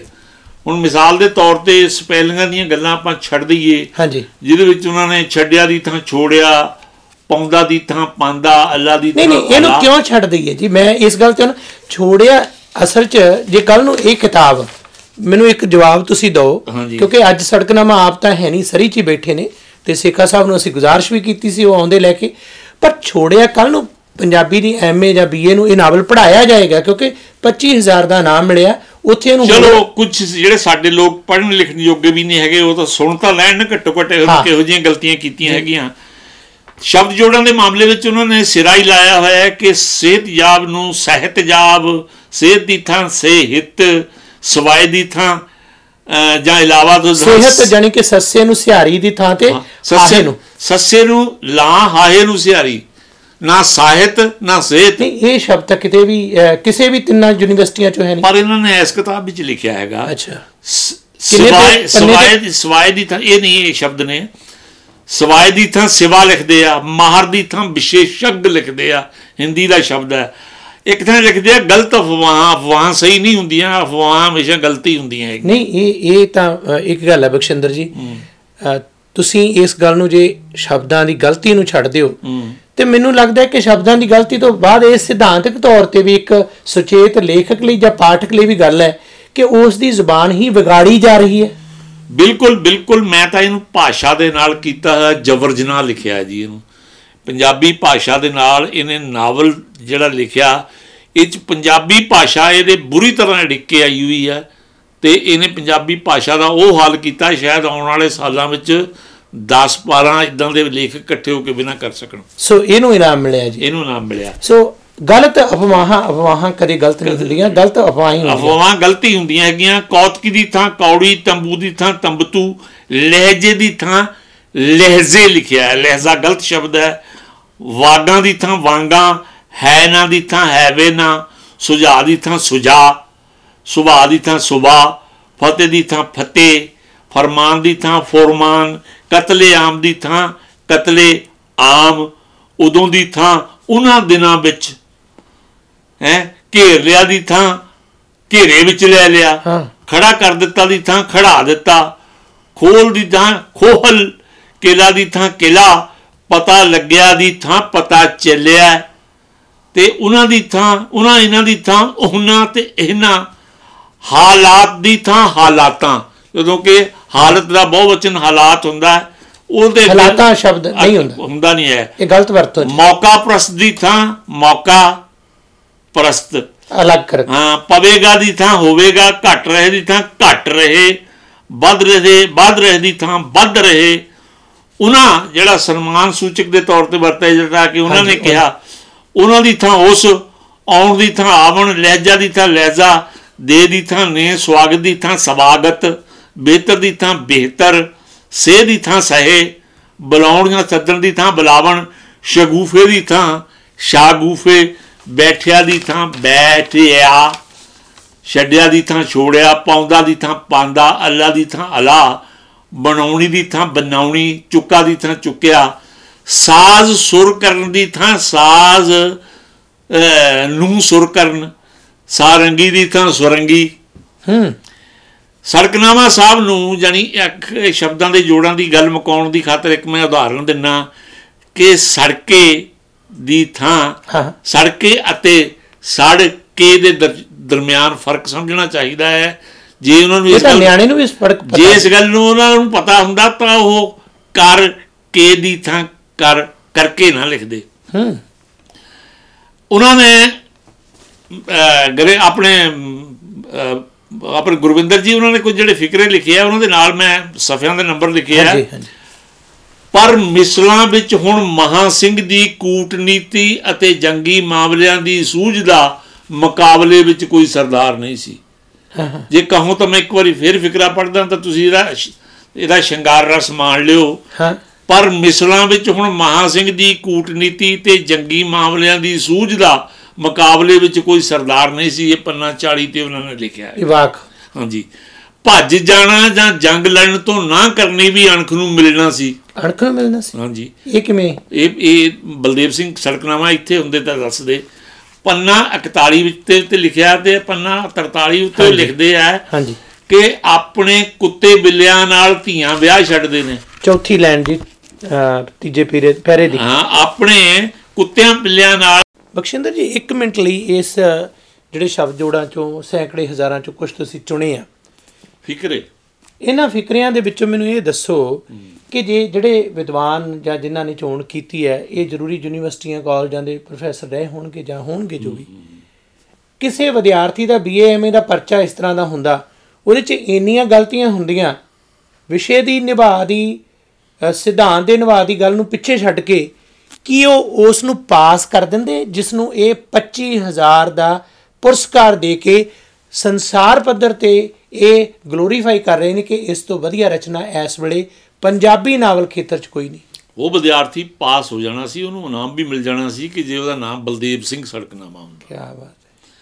ਹੁਣ ਹੈ ਜੀ ਕਿ ਇੱਕ ਜਗ੍ਹਾ ਲਿਖਦੇ ਆ, ਇਹ ਤੁਰਨ ਲੱਗੇ ਨੇ ਭਰੋਸਾ ਦਵਾ ਗਿਆ। ਪੰਨਾ 48 ਤੇ ਲਿਖਿਆ ਇਹ, ਉਸ ਦੀ ਮਾਂ ਦਾ ਕਿਸੇ ਗੈਰ ਨਾਲ ਨਜਾਇਜ਼ ਸੰਬੰਧ ਸਨ। 48 ਪੰਨਾ, ਇਹ 55 ਪੰਨੇ ਤੇ ਹੈ ਜੀ। 55 ਤੇ ਇਹ ਕਿਵੇਂ? ਦੁਬਾਰਾ ਬੋਲੋ ਜੀ। ਉਸ ਦੀ ਮਾਂ ਦਾ ਕਿਸੇ ਗੈਰ ਨਾਲ ਨਜਾਇਜ਼ ਸੰਬੰਧ ਸਨ। ਪਹਿਲਾਂ ਤਾਂ ਮਾਂ ਦਾ ਸੰਬੰਧ ਸਨ, ਫਿਰ ਨਜਾਇਜ਼ ਸੰਬੰਧ। ਕੋਈ ਜਾਇਜ਼ ਸੰਬੰਧ ਵੀ ਹੋਣਗੇ ਕਿਸੇ ਗੈਰ ਨਾਲ? ਨਹੀਂ, ਚਲੋ ਨਜਾਇਜ਼ ਸੰਬੰਧ ਤਾਂ ਮੰਨੇ ਜਾਂਦੇ ਆ, ਪਰ ਸਨ ਦਾ ਕੀ ਮਤਲਬ ਹੋਇਆ? ਉਸ ਦੀ ਮਾਂ ਦਾ ਸੰਬੰਧ ਸਨ, ਮਾਂ ਦੇ ਸੰਬੰਧ ਸਨ। ਮਾਂ ਸਿੰਘ ਨੇ ਮਨ ਵਿੱਚ ਸਹੁੰ ਖਾ ਲਈ, ਛੱਡਣੀ ਮੈਂ ਆਪਣੀ ਮਾਂ ਵੀ ਨਹੀਂ ਜੀ। ਹੁਣ ਦੇ ਇਸ ਫਿਕਰੇ ਦੇ ਅਰਥ ਸਮਝੋ ਕਿ ਲੱਗਦਾ ਉਹਨੇ ਹੋਰ ਕਿਸੇ ਦੀ ਮਾਂ ਵੀ ਨਹੀਂ ਛੱਡੀ। ਇਸੇ ਪੰਨੇ ਤੇ ਹੀ ਕਈ ਤੁਸੀਂ ਹੋਰ ਜਿਹੜੀਆਂ ਇਸ ਤਰ੍ਹਾਂ ਦੀਆਂ ਗਲਤੀਆਂ ਕੱਢੀਆਂ, ਛੱਡਣੀ ਆਪਣੀ ਮਾਂ ਵੀ ਨਹੀਂ। ਇਹਦਾ ਮਤਲਬ ਤਾਂ ਇਹ ਆ ਵੀ ਵੀਰ ਨਹੀਂ ਤੋਂ ਭਾਵ ਕੀ ਬਣਦਾ? ਮੈਂ ਕਹਿੰਦਾ ਕੁਛ ਨਹੀਂ ਬਣਦਾ। ਮਹਾਂ ਸਿੰਘ ਨੇ ਮਨ ਵਿੱਚ ਸਹੁੰ ਖਾ ਲਈ, ਛੱਡਣੀ ਮੈਂ ਆਪਣੀ ਮਾਂ ਵੀ ਨਹੀਂ। ਇਹਦਾ ਮਤਲਬ ਪਤਾ ਨਹੀਂ ਹੋਰ ਉਸਨੇ ਕਿੰਨਿਆਂ ਦੀਆਂ ਮਾਵਾਂ ਨਹੀਂ ਛੱਡੀਆਂ ਹੈਗੀਆਂ। ਇਹ ਆ, ਹੋਰ ਕਿਸੇ ਦੀ ਛੱਡੀ ਹੋ, ਕਿਸੇ ਦੀ ਵੀ ਨਹੀਂ ਛੱਡੀ। ਇਹੋ ਜਿਹਾ ਬੰਦਾ ਹਨੇਰੇ ਕਮਰੇ 'ਚ ਆ ਜੇ, ਮੇਰੀ ਤਾਂ ਜਾਨ ਹੀ ਨਿਕਲ ਜਾਏ। ਆ ਜੇ ਮਾਲਵੇ ਵਾਲੀ ਭਾਸ਼ਾ ਆ ਜਾਂ ਨਿਕਲ ਜਾਏ ਆਹ ਜਿਹੜੀ ਹੈਗੀ ਆ ਦੁਆਬੇ ਦੀ ਭਾਸ਼ਾ ਆ, ਮਤਲਬ ਕਿਸੇ ਖਿੱਤੇ ਦੀ ਭਾਸ਼ਾ ਹੈ ਹੀ ਨਹੀਂ। ਜਿੱਥੇ ਰਾਜ ਪਾਠ ਦੀ ਗੱਲ ਚੱਲਦੀ ਹੈ ਜਾਂ ਉਹਨਾਂ ਖਿੱਤਿਆਂ ਦੀ ਗੱਲ ਚੱਲਦੀ ਹੈ, ਇਸ ਦੇ ਵਿੱਚ ਅੱਜ ਕੇਂਦਰੀ ਪੰਜਾਬੀ ਜਿਹੜੀ ਜਿਹਨੂੰ ਅਸੀਂ ਟਕਸਾਲੀ ਭਾਸ਼ਾ ਕਹਿੰਦੇ ਹਾਂ, ਖੁਦ ਨਾਵਲਕਾਰ ਨੇ ਆਪਣੇ ਵੱਲੋਂ ਟਕਸਾਲੀ ਭਾਸ਼ਾ ਵਰਤੀ ਹੈ ਕਿਤੇ? ਕੋਈ ਟਕਸਾਲੀ ਪਤਾ ਨਹੀਂ ਕੀ ਵਰਤਿਆ ਉਹਨੇ, ਉਹਦੀ ਭਾਸ਼ਾ ਹੀ ਕੁਝ ਹੋਰ ਲੱਗਦੀ ਹੈ ਮੈਨੂੰ ਤਾਂ। ਤਿੰਨਾਂ ਖਿੱਤਿਆਂ ਦੀ ਭਾਸ਼ਾ ਨਹੀਂ ਲੱਗਦੀ ਉਹ ਜਿਹੜੀ ਉਹਨੇ ਵਰਤੀ ਹੈ। ਇੱਕ ਜਗ੍ਹਾ 'ਤੇ ਮਹਾਰਾਜਾ ਰਣਜੀਤ ਸਿੰਘ ਪਤਾ ਨਹੀਂ ਕਿਸ ਗੱਲੋਂ ਖੁਸ਼ ਹੋ ਕੇ ਵਾਹ ਆਫਰੀਨ ਮਾਸ਼ਾ ਅੱਲਾ ਕਹਿ ਰਹੇ। ਇਹ ਤੁਸੀਂ ਦੇਖ ਲਓ ਕਿ ਮਹਾਰਾਜਾ ਰਣਜੀਤ ਸਿੰਘ ਦੇ ਮੂੰਹ ਇਹ ਸ਼ਬਦ ਪਾਏ ਵੀ ਹੋਣ ਕਿਸੇ ਨੇ, ਤਾਂ ਇਹ ਤਾਂ ਘੱਟੋ ਘੱਟ ਬਲਦੇਵ ਸਿੰਘ ਜਿਹੜਾ ਦੇਖਣ ਨੂੰ ਸਿੰਘ ਲੱਗਦਾ ਹੈਗਾ, ਇਹ ਤਾਂ ਕਿਸੇ ਨਾ ਕਿਸੇ ਢੰਗ ਨਾਲ ਮਹਾਰਾਜੇ ਦਾ ਲਿਹਾਜ਼ ਕਰਦਾ। ਪਰ ਉਹਨੇ ਇੱਕ ਕਿਤਾਬ ਮਹਾਰਾਜੇ ਦਾ ਲਿਹਾਜ਼ ਕਰਨ ਨੂੰ ਲਿਖੀ ਹੀ ਨਹੀਂ ਹੈ। ਜੇ ਤੋਂ ਇਹ ਪਤਾ ਲੱਗਦਾ ਮੀਂਹ ਕੁਝ ਮੱਠਾ ਹੋਇਆ ਫਿਰ ਘੱਟ ਗਿਆ, ਸਾਰੇ ਤਿੰਨਾਂ ਸ਼ਬਦਾਂ ਤੇ ਅਦਕ ਪਏ ਆ। ਤੇ ਮੈਂ ਲਿਖਿਆ ਹੈ ਨਾ ਅਦਕਾਂ ਦੀ ਬਹਾਰ ਲਿਆਂਦੀ ਹੋਈ। ਹੁਣ ਕੀ ਕਰੇ ਇਹ ਕਿਤਾਬ ਪੜ੍ਹਦਾ, ਇੱਕ ਪਾਤਰ ਦਾ ਨਾਂ ਇੱਕ ਸਫ਼ੇ ਦੇ ਉੱਤੇ ਸਫ਼ਾ 137 ਉੱਤੇ ਨਰੂੜ ਮੱਲ ਲਿਖਿਆ ਹੈ ਅਤੇ ਅਗਲੇ ਹੀ ਪੰਨੇ 138 ਉੱਤੇ ਉਸ ਦਾ ਨਾਂ ਅਰੂੜ ਮੱਲ ਹੋ ਜਾਂਦਾ। ਕਿੰਨੀ ਕੁ ਜ਼ਿੰਮੇਵਾਰੀ ਨਿਭਾਈ ਆ ਇਹਨੇ, ਕਿੰਨੀ ਕੁ ਜ਼ਿੰਮੇਵਾਰੀ ਨਿਭਾਈ ਆ ਇਹ ਨਾਵਲ ਚੁਣਨ ਵਾਲਿਆਂ ਨੇ, ਕਿੰਨੀ ਕੁ ਜ਼ਿੰਮੇਵਾਰੀ ਨਿਭਾਈ ਹੈ ਇਹ ਨਾਵਲ ਦੇ ਪ੍ਰੂਫ ਪੜ੍ਹਨ ਵਾਲਿਆਂ ਨੇ। ਹੁਣ ਜੇ ਮੈਂ ਵੀ ਨਾ ਇੱਥੇ ਲਿਖਦਾ ਤਾਂ ਮੈਂ ਵੀ ਉਹਨਾਂ ਵਰਗਾ ਹੀ ਹੁੰਦਾ, ਚੱਲੀ ਜਾਣਾ ਸੀ। ਜਿਹੜੀਆਂ ਘਟਨਾਵਾਂ ਤੁਸੀਂ ਨਾ ਸਿਰਫ ਸ਼ਬਦ ਜੋੜਾਂ ਦੀਆਂ ਗਲਤੀਆਂ ਹੀ ਫਿਕਰਿਆਂ ਦੀਆਂ ਗਲਤੀਆਂ ਕੱਢੀਆਂ, ਬਲਕਿ ਉਹਨਾਂ ਦੇ ਵਿੱਚ ਕਈ ਸਿਧਾਂਤਕ ਪੱਖੋਂ ਵੀ ਗਲਤੀਆਂ ਕੱਢੀਆਂ, ਜਿਹੜੀਆਂ ਕਿ ਮਿਸਲਾਂ ਉਸ ਸਮੇਂ ਸਰਦਾਰਾਂ ਦੀਆਂ ਘਟਨਾਵਾਂ ਅਫਗਾਨ ਅਤੇ ਹੋਰ ਸਾਰੇ ਕੁਝ ਫਿਕਰਾਂ ਦਰੁਸਤੀਆਂ ਨਹੀਂ ਹੈਗੀਆਂ। ਉਹ ਦਰੁਸਤੀਆਂ ਕਰਨ ਦੇ ਵੀ ਦੱਸੇ ਵੀ ਇੱਥੇ ਇਹ ਦਰੁਸਤੀ ਹੋਣੀ ਚਾਹੀਦੀ ਸੀ। ਅੱਛਾ, ਮਤਲਬ ਆਪਾਂ ਜਿੱਦਾਂ ਮੇਰੇ 'ਤੇ ਅੱਜ ਕੱਲ੍ਹ ਕਿਹਾ ਜਾ ਰਿਹਾ ਕਿ ਜਿੱਥੇ ਬੈਠਦਾ ਬਲਦੇਵ ਸਿੰਘ ਦੇ ਸੜਕਨਾਮੇ ਦੇ ਇਹਦੇ 'ਤੇ ਸੂਰਜ ਦੀ ਅੱਖ ਬਾਰੇ ਸਕੂਲ ਹੀ ਖੋਲ੍ਹ ਲੈਂਦਾ। ਮੈਂ ਉਹ ਗੱਲਾਂ ਜਾਣ ਕੇ ਹੀ ਛੱਡ ਰਿਹਾ, ਕਿਉਂਕਿ ਗੱਲ ਇਸ਼ਾਰਾ ਦੇਣ ਦੀ ਹੁੰਦੀ ਆ। ਜੇ ਅਸੀਂ ਦੱਸੀਏ ਕਿ ਇਹ ਕਿਤਾਬ ਜਿਹੜੀ ਆ ਇਹ ਕਿਸੇ ਕੰਮ ਦੀ ਕਿਤਾਬ ਨਹੀਂ ਹੈ, ਇਸ ਗੱਲ 'ਤੇ ਇੰਨਾ ਯਕੀਨ ਨਹੀਂ ਕਰਨਾ। ਇਹ ਗੱਲਾਂ ਇੰਨੀਆਂ ਦੱਸਣ ਤੋਂ ਬਾਅਦ ਵੀ ਕਈਆਂ ਨੇ ਨਹੀਂ ਕਰਨਾ ਹੈਗਾ। ਹੁਣ ਲੋਕ ਅਜੇ ਵੀ ਕਹਿੰਦੇ ਅੱਛਾ ਵਿਰੋਧ ਇਸੇ ਗੱਲ ਦਾ ਵੀ ਉਹਨੇ ਕਿਤਾਬ 'ਚ ਇੰਨੀਆਂ ਗਲਤੀਆਂ ਕੀਤੀਆਂ। ਮੈਂ ਕਿਹਾ ਜਿਹੜੀਆਂ ਗਲਤੀਆਂ ਕੀਤੀਆਂ ਉਹ ਵੀ ਇਸੇ ਕਿਤਾਬ ਵਿੱਚ ਨੇ। ਕੀ ਬਾਤ ਹੈ। ਜਿਹੜੀਆਂ ਗਲਤੀਆਂ ਕੀਤੀਆਂ, ਜਦੋਂ ਅਸੀਂ ਕਿਤਾਬ ਦੀ ਤੁਲਨਾ ਕਰਦੇ ਹਾਂ ਜਾਂ ਉਹਦੀ ਸਮੀਖਿਆ ਕਰਦੇ ਹਾਂ, ਅਸੀਂ ਇੱਥੋਂ ਤੱਕ ਕਿ ਉਹਦੇ ਟਾਈਟਲ 'ਤੇ ਛਪੇ ਹੋਏ ਰੰਗਾਂ ਅਤੇ ਫੋਟੋਆਂ ਤੱਕ ਦੀ ਗੱਲ ਕਰਦੇ ਹਾਂ। ਬਹੁਤ ਅਤੇ ਅਸੀਂ ਇਹ ਪਿੱਠ 'ਤੇ ਲਿਖੇ ਹੋਏ ਨੋਟ ਤੱਕ ਦੀ ਗੱਲ ਕਰਦੇ ਹਾਂ। ਅਤੇ ਕਿਤਾਬ ਦੀ ਸਮੁੱਚੀ ਦੀ ਗੱਲ ਹੈ।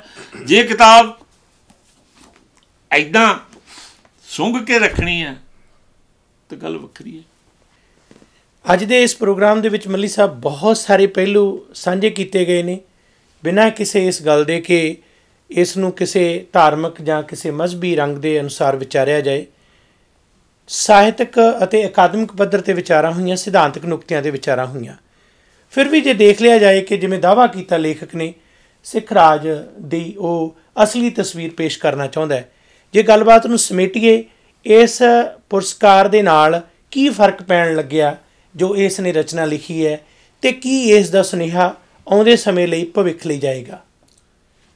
ਗੁਰਵਿੰਦਰ ਜੀ, ਬਖਸ਼ਿੰਦਰ ਜੀ ਨੇ ਬੜੀ ਬਾਖੂਬੀ ਨਾਲ ਜੋ ਇਹਦੀ ਗ੍ਰਾਮਰ ਦੀਆਂ ਜਾਂ ਇਹਦੀ ਭਾਸ਼ਾ ਦੀਆਂ ਗਲਤੀਆਂ ਸਾਡੇ ਸਾਹਮਣੇ ਲੈ ਕੇ ਆਉਣੀਆਂ। ਇਹ ਵੀ ਇੱਕ ਚਿੰਤਾ ਦਾ ਵਿਸ਼ਾ ਹੈ ਕਿ ਸਾਡੇ ਪੰਜਾਬੀ ਸਾਹਿਤ ਦੇ ਵਿੱਚ ਕਿਸ ਤਰ੍ਹਾਂ ਦੇ ਕੰਮ ਹੋ ਰਹੇ ਹੈਗੇ। ਮੈਂ ਤੁਹਾਨੂੰ ਇੱਕ ਮਿਸਾਲ ਦਿੰਦਾ, ਇਨਾਮ ਯਾਫਤਾ ਨਾਵਲ ਦੀ ਇਹ ਹਾਲਤ। ਮੈਂ ਤੁਹਾਨੂੰ ਇੱਕ ਮਿਸਾਲ ਦਿੰਦਾ ਲੋਕੀ, ਜਿਹੜੀ ਕਿ ਇੱਕ PhD ਜਾਂ ਡਾਕਟਰ ਦਾ ਰੁਤਬਾ ਬਹੁਤ ਵੱਡਾ ਰੁਤਬਾ ਹੁੰਦਾ। ਇਹ ਮੇਰੇ ਮਨ ਵਿੱਚ ਸੀ। ਮੈਂ 2000 ਦੇ ਵਿੱਚ ਗਿਆ। ਮੈਂ ਜਦੋਂ ਵੀ ਮਤਲਬ ਕਿਸੇ ਬੰਦੇ ਨੂੰ ਮਿਲਿਆ ਤਾਂ ਉਹ ਕਹਿੰਦਾ ਜੀ ਡਾਕਟਰ ਫਲਾਂ ਫਲਾਂ, ਡਾਕਟਰ ਫਲਾਂ ਫਲਾਂ ਫਲਾਂ। ਮੈਂ ਕਿਹਾ ਜੀ ਇੰਨੇ ਬੰਦੇ ਡਾਕਟਰ ਸਾਡੀ ਪੰਜਾਬੀ ਕੌਮ ਦੇ ਵਿੱਚ ਹੈਗੇ ਆ, ਤਾਂ ਸਾਡੀ ਭਾਸ਼ਾ ਦੀ ਇੰਨੀ ਮੰਦਹਾਲੀ ਕਿਉਂ ਆ? ਹਾਂਜੀ, ਮੈਂ ਤੁਹਾਨੂੰ ਇੱਕ ਮਿਸਾਲ ਦਿੰਦਾ ਕਿ ਡਾਕਟਰ ਥਿੰਦ ਸਾਹਿਬ ਵਾਇਵਾ ਲੈਣ ਲਈ ਗੁਰੂ ਨਾਨਕ ਦੇਵ ਯੂਨੀਵਰਸਿਟੀ ਅੰਮ੍ਰਿਤਸਰ ਗਏ। ਹਾਂਜੀ, ਤਾਂ ਮੈਨੂੰ ਵੀ ਨਾਲ ਲੈ ਗਏ। ਤਾਂ ਜਦੋਂ ਮੈਨੂੰ ਨਾਲ ਲੈ ਗਏ ਤਾਂ ਇੱਕ ਉੱਥੇ ਸਟੂਡੈਂਟ ਸੀ ਜਿਹਦਾ ਥੀਸਿਸ ਸੀ ਕੈਰੋ ਸਾਹਿਬ ਦੀ ਆਪਣੇ ਗਾਈਡੈਂਸ ਥੱਲੇ, ਗਾਈਡ ਉਹਦੇ ਕੈਰੋ ਸਾਹਿਬ ਸੀਗੇ। ਉਹਦਾ ਵਿਸ਼ਾ ਹੀ ਸੀਗਾ ਨਾ ਕਿ ਆਪਣੇ ਲੋਕ ਆਪਣੇ ਫੋਕਲੋਰ। ਹਾਂਜੀ, ਹੁਣ ਡਾਕਟਰ ਥਿੰਦ ਸਾਹਿਬ ਦਾ ਵੀ ਜਿਹੜਾ ਵਿਸ਼ਾ ਹੈਗਾ ਉਹ ਲੋਕ ਯਾਨ ਹੈ। ਤਾਂ ਉਹ ਸਟੂਡੈਂਟ ਆਇਆ ਤਾਂ ਡਾਕਟਰ ਸਾਹਿਬ ਨੇ ਉਹਨੂੰ ਸਵਾਲ ਪੁੱਛਿਆ ਵੀ ਫੋਕਲੋਰ ਕੀ ਹੁੰਦਾ, ਤਾਂ ਉਹ ਆਪਣਾ ਥੀਸਿਸ, ਡਾਕਟਰ ਸਾਹਿਬ ਕਹਿੰਦੇ ਦੇਖੋ ਥੀਸਿਸ ਮੈਂ ਪੜ੍ਹਿਆ ਆ, ਹਾਂਜੀ, ਤੂੰ ਆਪਣੇ ਸ਼ਬਦਾਂ ਵਿੱਚ ਦੱਸ ਵੀ ਫੋਕਲੋਰ ਕੀ ਹੁੰਦਾ। ਬਿਲਕੁਲ ਉਹ ਦੱਸ ਨਹੀਂ ਸਕਿਆ। ਫਿਰ ਡਾਕਟਰ ਸਾਹਿਬ ਨੇ ਉਹਨੂੰ ਸਵਾਲ ਪੁੱਛਿਆ ਕਿ ਤੈਂ ਲਿਖਿਆ ਵੀ ਕਰਨੈਲ ਸਿੰਘ ਥਿੰਦ ਜੀ ਨੇ ਸਫਾ 359 ਦੇ ਉੱਤੇ ਆਹ ਕੋਟ ਕੀਤਾ ਹੈਗਾ ਵੀ ਤੈਂ ਡਾਕਟਰ ਥਿੰਦ ਦੀ ਉਹ ਕਿਤਾਬ ਪੜ੍ਹੀ ਹੈ? ਕਹਿੰਦਾ ਹਾਂਜੀ ਮੈਂ ਪੜ੍ਹੀ ਹੈ। ਕਹਿੰਦਾ ਵੀ ਮੈਂ ਤਾਂ ਕੋਈ 359 ਦੀ ਕਿਤਾਬ ਲਿਖੀ ਹੀ ਨਹੀਂ ਹੈਗੀ, ਤੈਂ ਕਿੱਥੋਂ ਪੜ੍ਹ ਲਈ? ਦੱਸੋ। ਸੋ ਡਾਕਟਰ ਸਾਹਿਬ ਨੇ ਫਿਰ ਉੱਥੇ ਮਤਲਬ ਡਿਪਾਰਟਮੈਂਟ ਦੇ ਵਿੱਚ ਲੋਕੀ ਝਾੜ ਪਾਈ ਕਿ ਦੇਖੋ ਜੇ ਇਹ ਬੱਚੇ ਇਸ ਤਰ੍ਹਾਂ ਮਤਲਬ ਇਹਨਾਂ ਨੂੰ PhD ਦੀ ਡਿਗਰੀ ਮਿਲ ਜਾਵੇ ਤਾਂ ਮਤਲਬ ਇਹਨਾਂ ਦੀਆਂ ਕਿਤਾਬਾਂ ਸ਼ੈਲਫਾਂ 'ਤੇ ਚੱਲ ਜਾਣੀਆਂ, ਲੋਕਾਂ ਨੇ ਇਹਨਾਂ ਨੂੰ ਰੈਫਰ ਕਰਨਾ ਹੈਗਾ, ਤਾਂ ਸਾਡਾ ਕੀ ਹਾਲ ਹੋਏਗਾ। ਬਿਲਕੁਲ। ਹੁਣ ਮਤਲਬ ਗੱਲ ਇਹ ਹੈ ਕਿ ਕਿਉਂਕਿ ਡਾਕਟਰ ਸਾਹਿਬ ਨੇ ਝਾੜ ਪਾਈ ਹੈਗੀ ਆ ਤਾਂ ਬੱਚਾ ਸਾਡੇ ਬਾਰੇ ਸੋਚਦਾ ਹੋਵੇਗਾ ਵੀ ਪਤਾ ਨਹੀਂ ਸ਼ਾਇਦ ਅਸੀਂ ਨਾ ਕਿ ਆਪਣੇ ਪੰਜਾਬੀ ਭਾਸ਼ਾ ਦਾ ਜਿਹੜਾ ਮਿਆਰ ਹੈਗਾ ਜਾਂ ਪੰਜਾਬੀ ਭਾਸ਼ਾ ਪ੍ਰਤੀ ਜੋ ਸਾਡੀ ਜ਼ਿੰਮੇਵਾਰੀ ਹੈਗੀ ਆ ਉਹ ਬਹੁਤ ਹੇਠਲੇ ਪੱਧਰ 'ਤੇ ਹੈਗੀ ਆ।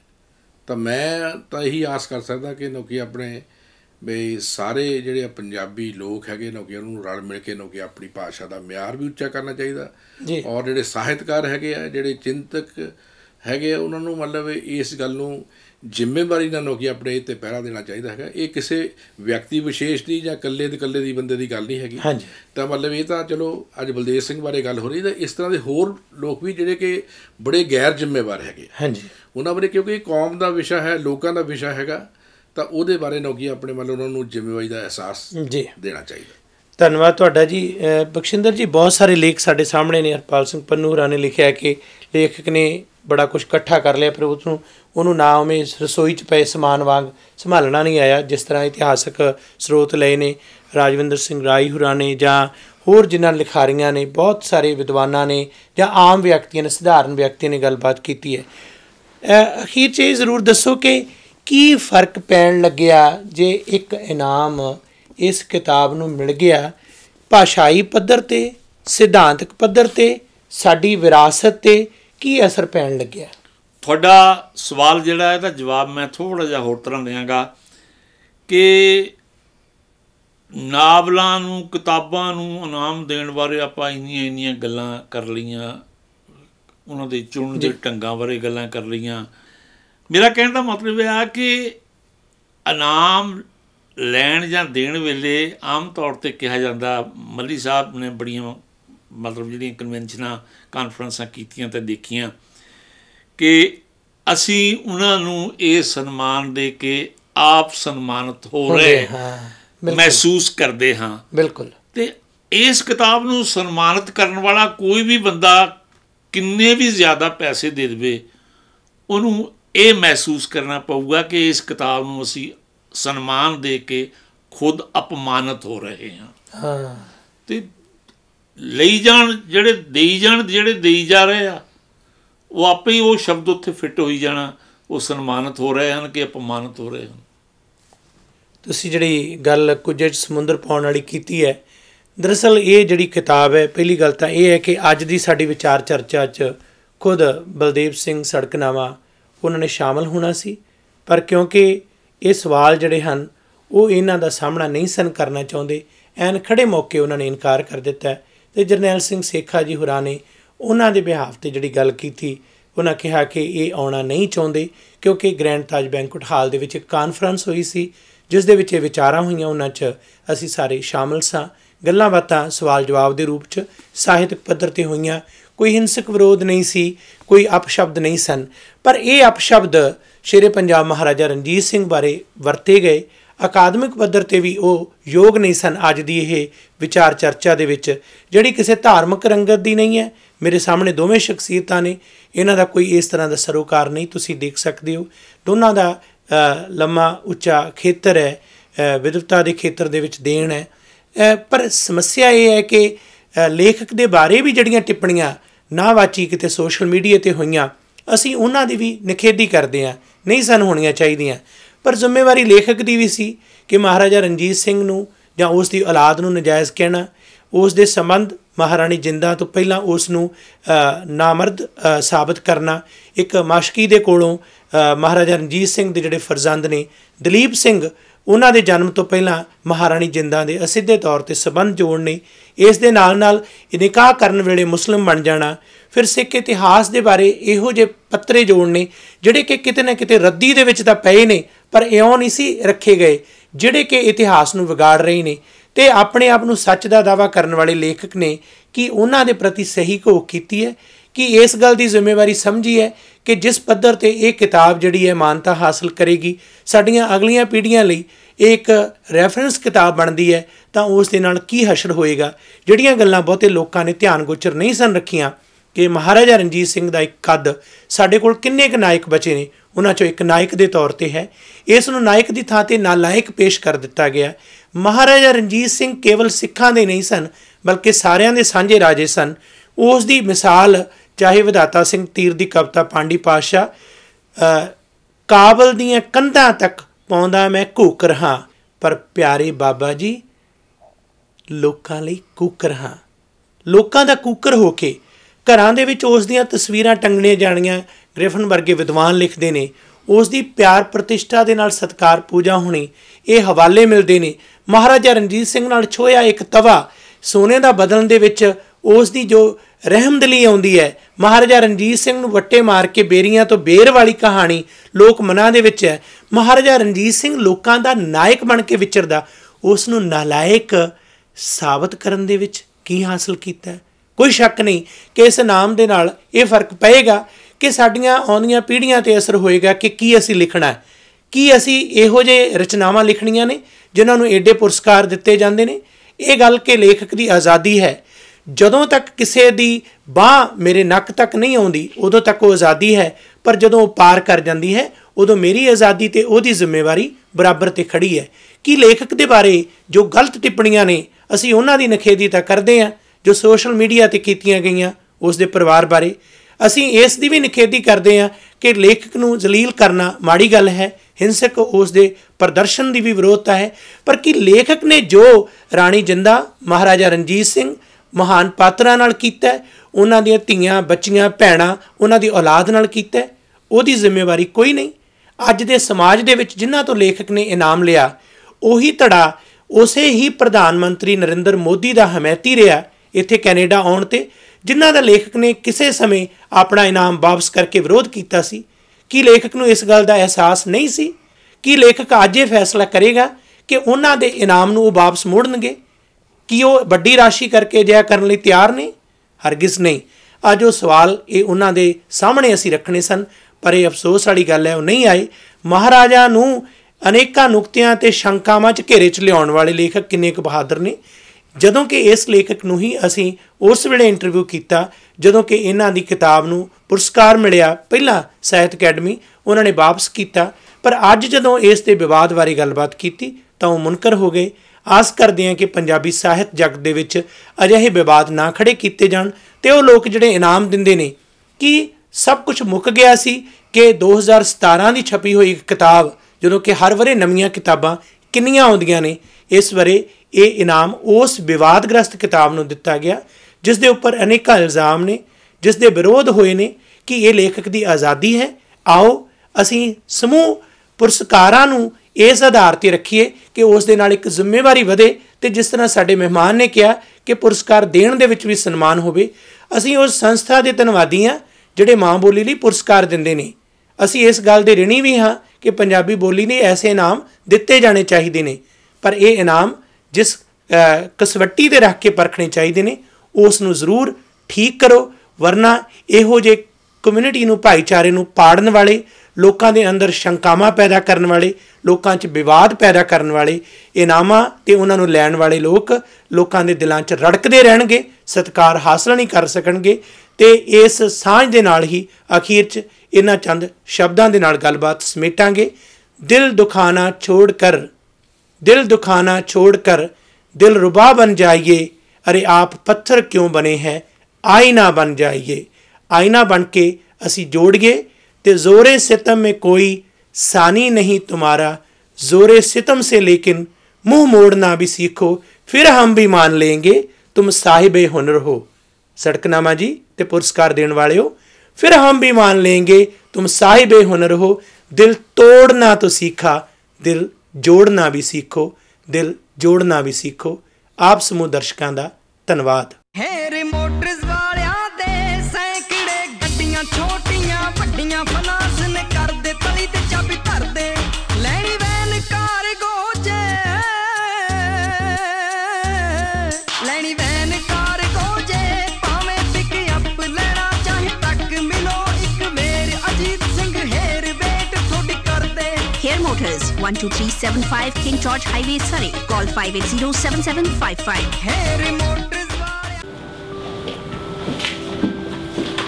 ਕੀ ਹੋਇਆ ਕਿਸ ਨਾਲ ਲੜਕੇ ਹੈਗੀਆਂ ਤਾਂ ਹਰ ਵੇਲੇ ਮਜ਼ਾਕ ਹੀ ਸੁਝਦਾ ਹੈ। ਕੀ ਹੋਇਆ ਆ ਮੰਮੀ ਡੈਡੀ ਨੂੰ ਇੰਡੀਆ ਤੋਂ ਸੁਪਰ ਵੀਜ਼ੇ ਤੇ ਮੰਗਾਉਣ ਲਈ ਇਮੀਗ੍ਰੇਸ਼ਨ ਨੇ ਮੇਰੀਆਂ ਗੁੱਡੀਆਂ ਕਮਾਈਆਂ ਪਈਆਂ ਨੇ। ਕੀ ਕਹਿੰਦੇ ਆ ਕਦੇ ਕਦੇ ਆ ਪੇਪਰ ਲੈ ਕੇ ਆਓ, ਕਦੇ ਆ ਪੇਪਰ ਲੈ ਕੇ। ਓ ਮਾਈ ਗॉड, ਮੈਂ ਤਾਂ ਦੁਖੀ ਹੋ ਚੁੱਕੀ ਆ। ਬਸ ਇੰਨੀ ਗੱਲ ਤੋਂ ਘਬਰਾ ਗਈ ਆਹ ਇੰਨੀ ਕੀ ਗੱਲ ਆ? ਜਦੋਂ ਆਪਾਂ ਨਾ ਕ੍ਰਾਊਨ ਇਮੀਗ੍ਰੇਸ਼ਨ ਦੇ ਰਾਜਪਾਲ ਹੋਟਲ ਨੂੰ ਮਿਲੇ ਨਾ ਤਾਂ ਉਹਨਾਂ ਨੇ ਕੰਮ ਮਿੰਟਾਂ ਸਕਿੰਟਾਂ 'ਚ ਕਰ ਦੇਣੇ ਨੇ। ਸੱਚੀ ਮੈਂ ਤਾਂ ਐਵੇਂ ਘਬਰਾ ਗਈ ਸੀਗੀ। 9057897744 AAA Auto Body ਆਪਣੇ ਭਰਾਵਾਂ ਦੀ ਬਰਨਵੀ ਵਿੱਚ one of the biggest ICBC authorized auto body shop ਜਿਨ੍ਹਾਂ ਕੋਲ ਐਕਸਪ੍ਰੈਸ ਵੈਲੇ ਸਰਵਿਸ ਤੋਂ ਇਲਾਵਾ ਐਕਸਪੀਰੀਅੰਸ ਅਤੇ ਸਰਟੀਫਾਈਡ ਟੈਕਨੀਸ਼ੀਅਨਸ ਵੀ ਹਨ ਤੇ ਬਿਨਾਂ ਸ਼ੱਕ high tech computerised paint shop booth ਦੀ ਵੀ ਫੈਸਿਲਿਟੀ ਹੈਗੀ। ਤੁਹਾਡੇ ਸਾਰੀ ਜ਼ਰੂਰਤਾਂ ਲਈ ਜਿਵੇਂ ਡੈਂਟਿੰਗ, ਪੇਂਟਿੰਗ ਜਾਂ ਕੋਲੀਜਨ ਸਰਵਿਸਿਜ਼ ਲਈ ਫੋਨ ਕਰੋ Harmesh Sharma 6042991054. They can handle ICBC claim and inspection independently. ਜਦ ਵੀ ਤੁਸੀਂ ਨਾਰਥ ਅਮਰੀਕਾ ਦੇ ਸਭ ਤੋਂ ਵੱਡੇ ਕੱਪੜਿਆਂ ਦੇ ਵੇਅਰ ਹਾਊਸ ਤੇ ਆਉਂਦੇ ਹੋ ਤਾਂ ਰੋਸ਼ਨ ਅਰੋੜਾ ਅਤੇ ਸੁਭਾਸ਼ ਚੰਦਰ ਤੁਹਾਡਾ ਖਿੜੇ ਮੱਥੇ ਸਵਾਗਤ ਕਰਦੇ ਹਨ। ਪੰਜਾਬ ਕਲੌਥ ਹਾਊਸ ਵਿੱਚ ਤੁਹਾਨੂੰ ਮਿਲਦੇ ਹਨ ਵਾਜਬ ਕੀਮਤਾਂ ਤੇ ਟੌਪ ਕੁਆਲਿਟੀ ਦੇ ਫੈਬਰਿਕਸ ਤੇ ਰੈਡੀਮੇਡ ਗਾਰਮੈਂਟਸ। ਲੇਡੀਜ਼, ਜੈਂਟਸ ਤੇ ਬੱਚਿਆਂ ਦੇ ਕੱਪੜੇ ਭਾਰਤ ਤੋਂ ਇਲਾਵਾ Japan, Korea, Indonesia, China, Pakistan, Europe ਤੋਂ ਮੰਗਵਾਉਂਦੇ ਹਨ। ਉੱਚ ਕੁਆਲਿਟੀ ਦਾ ਸਮਾਨ ਘੱਟ ਘੀਮਤਾਂ ਤੇ ਲੈਣ ਲਈ ਅੱਜ ਹੀ ਪਹੁੰਚੋ ਪੰਜਾਬ ਕਲੌਥ ਵੇਅਰ ਹਾਊਸ ਤੇ जो कि 12725 80 एवेन्यू स्थित है। Phone number 604598 2880।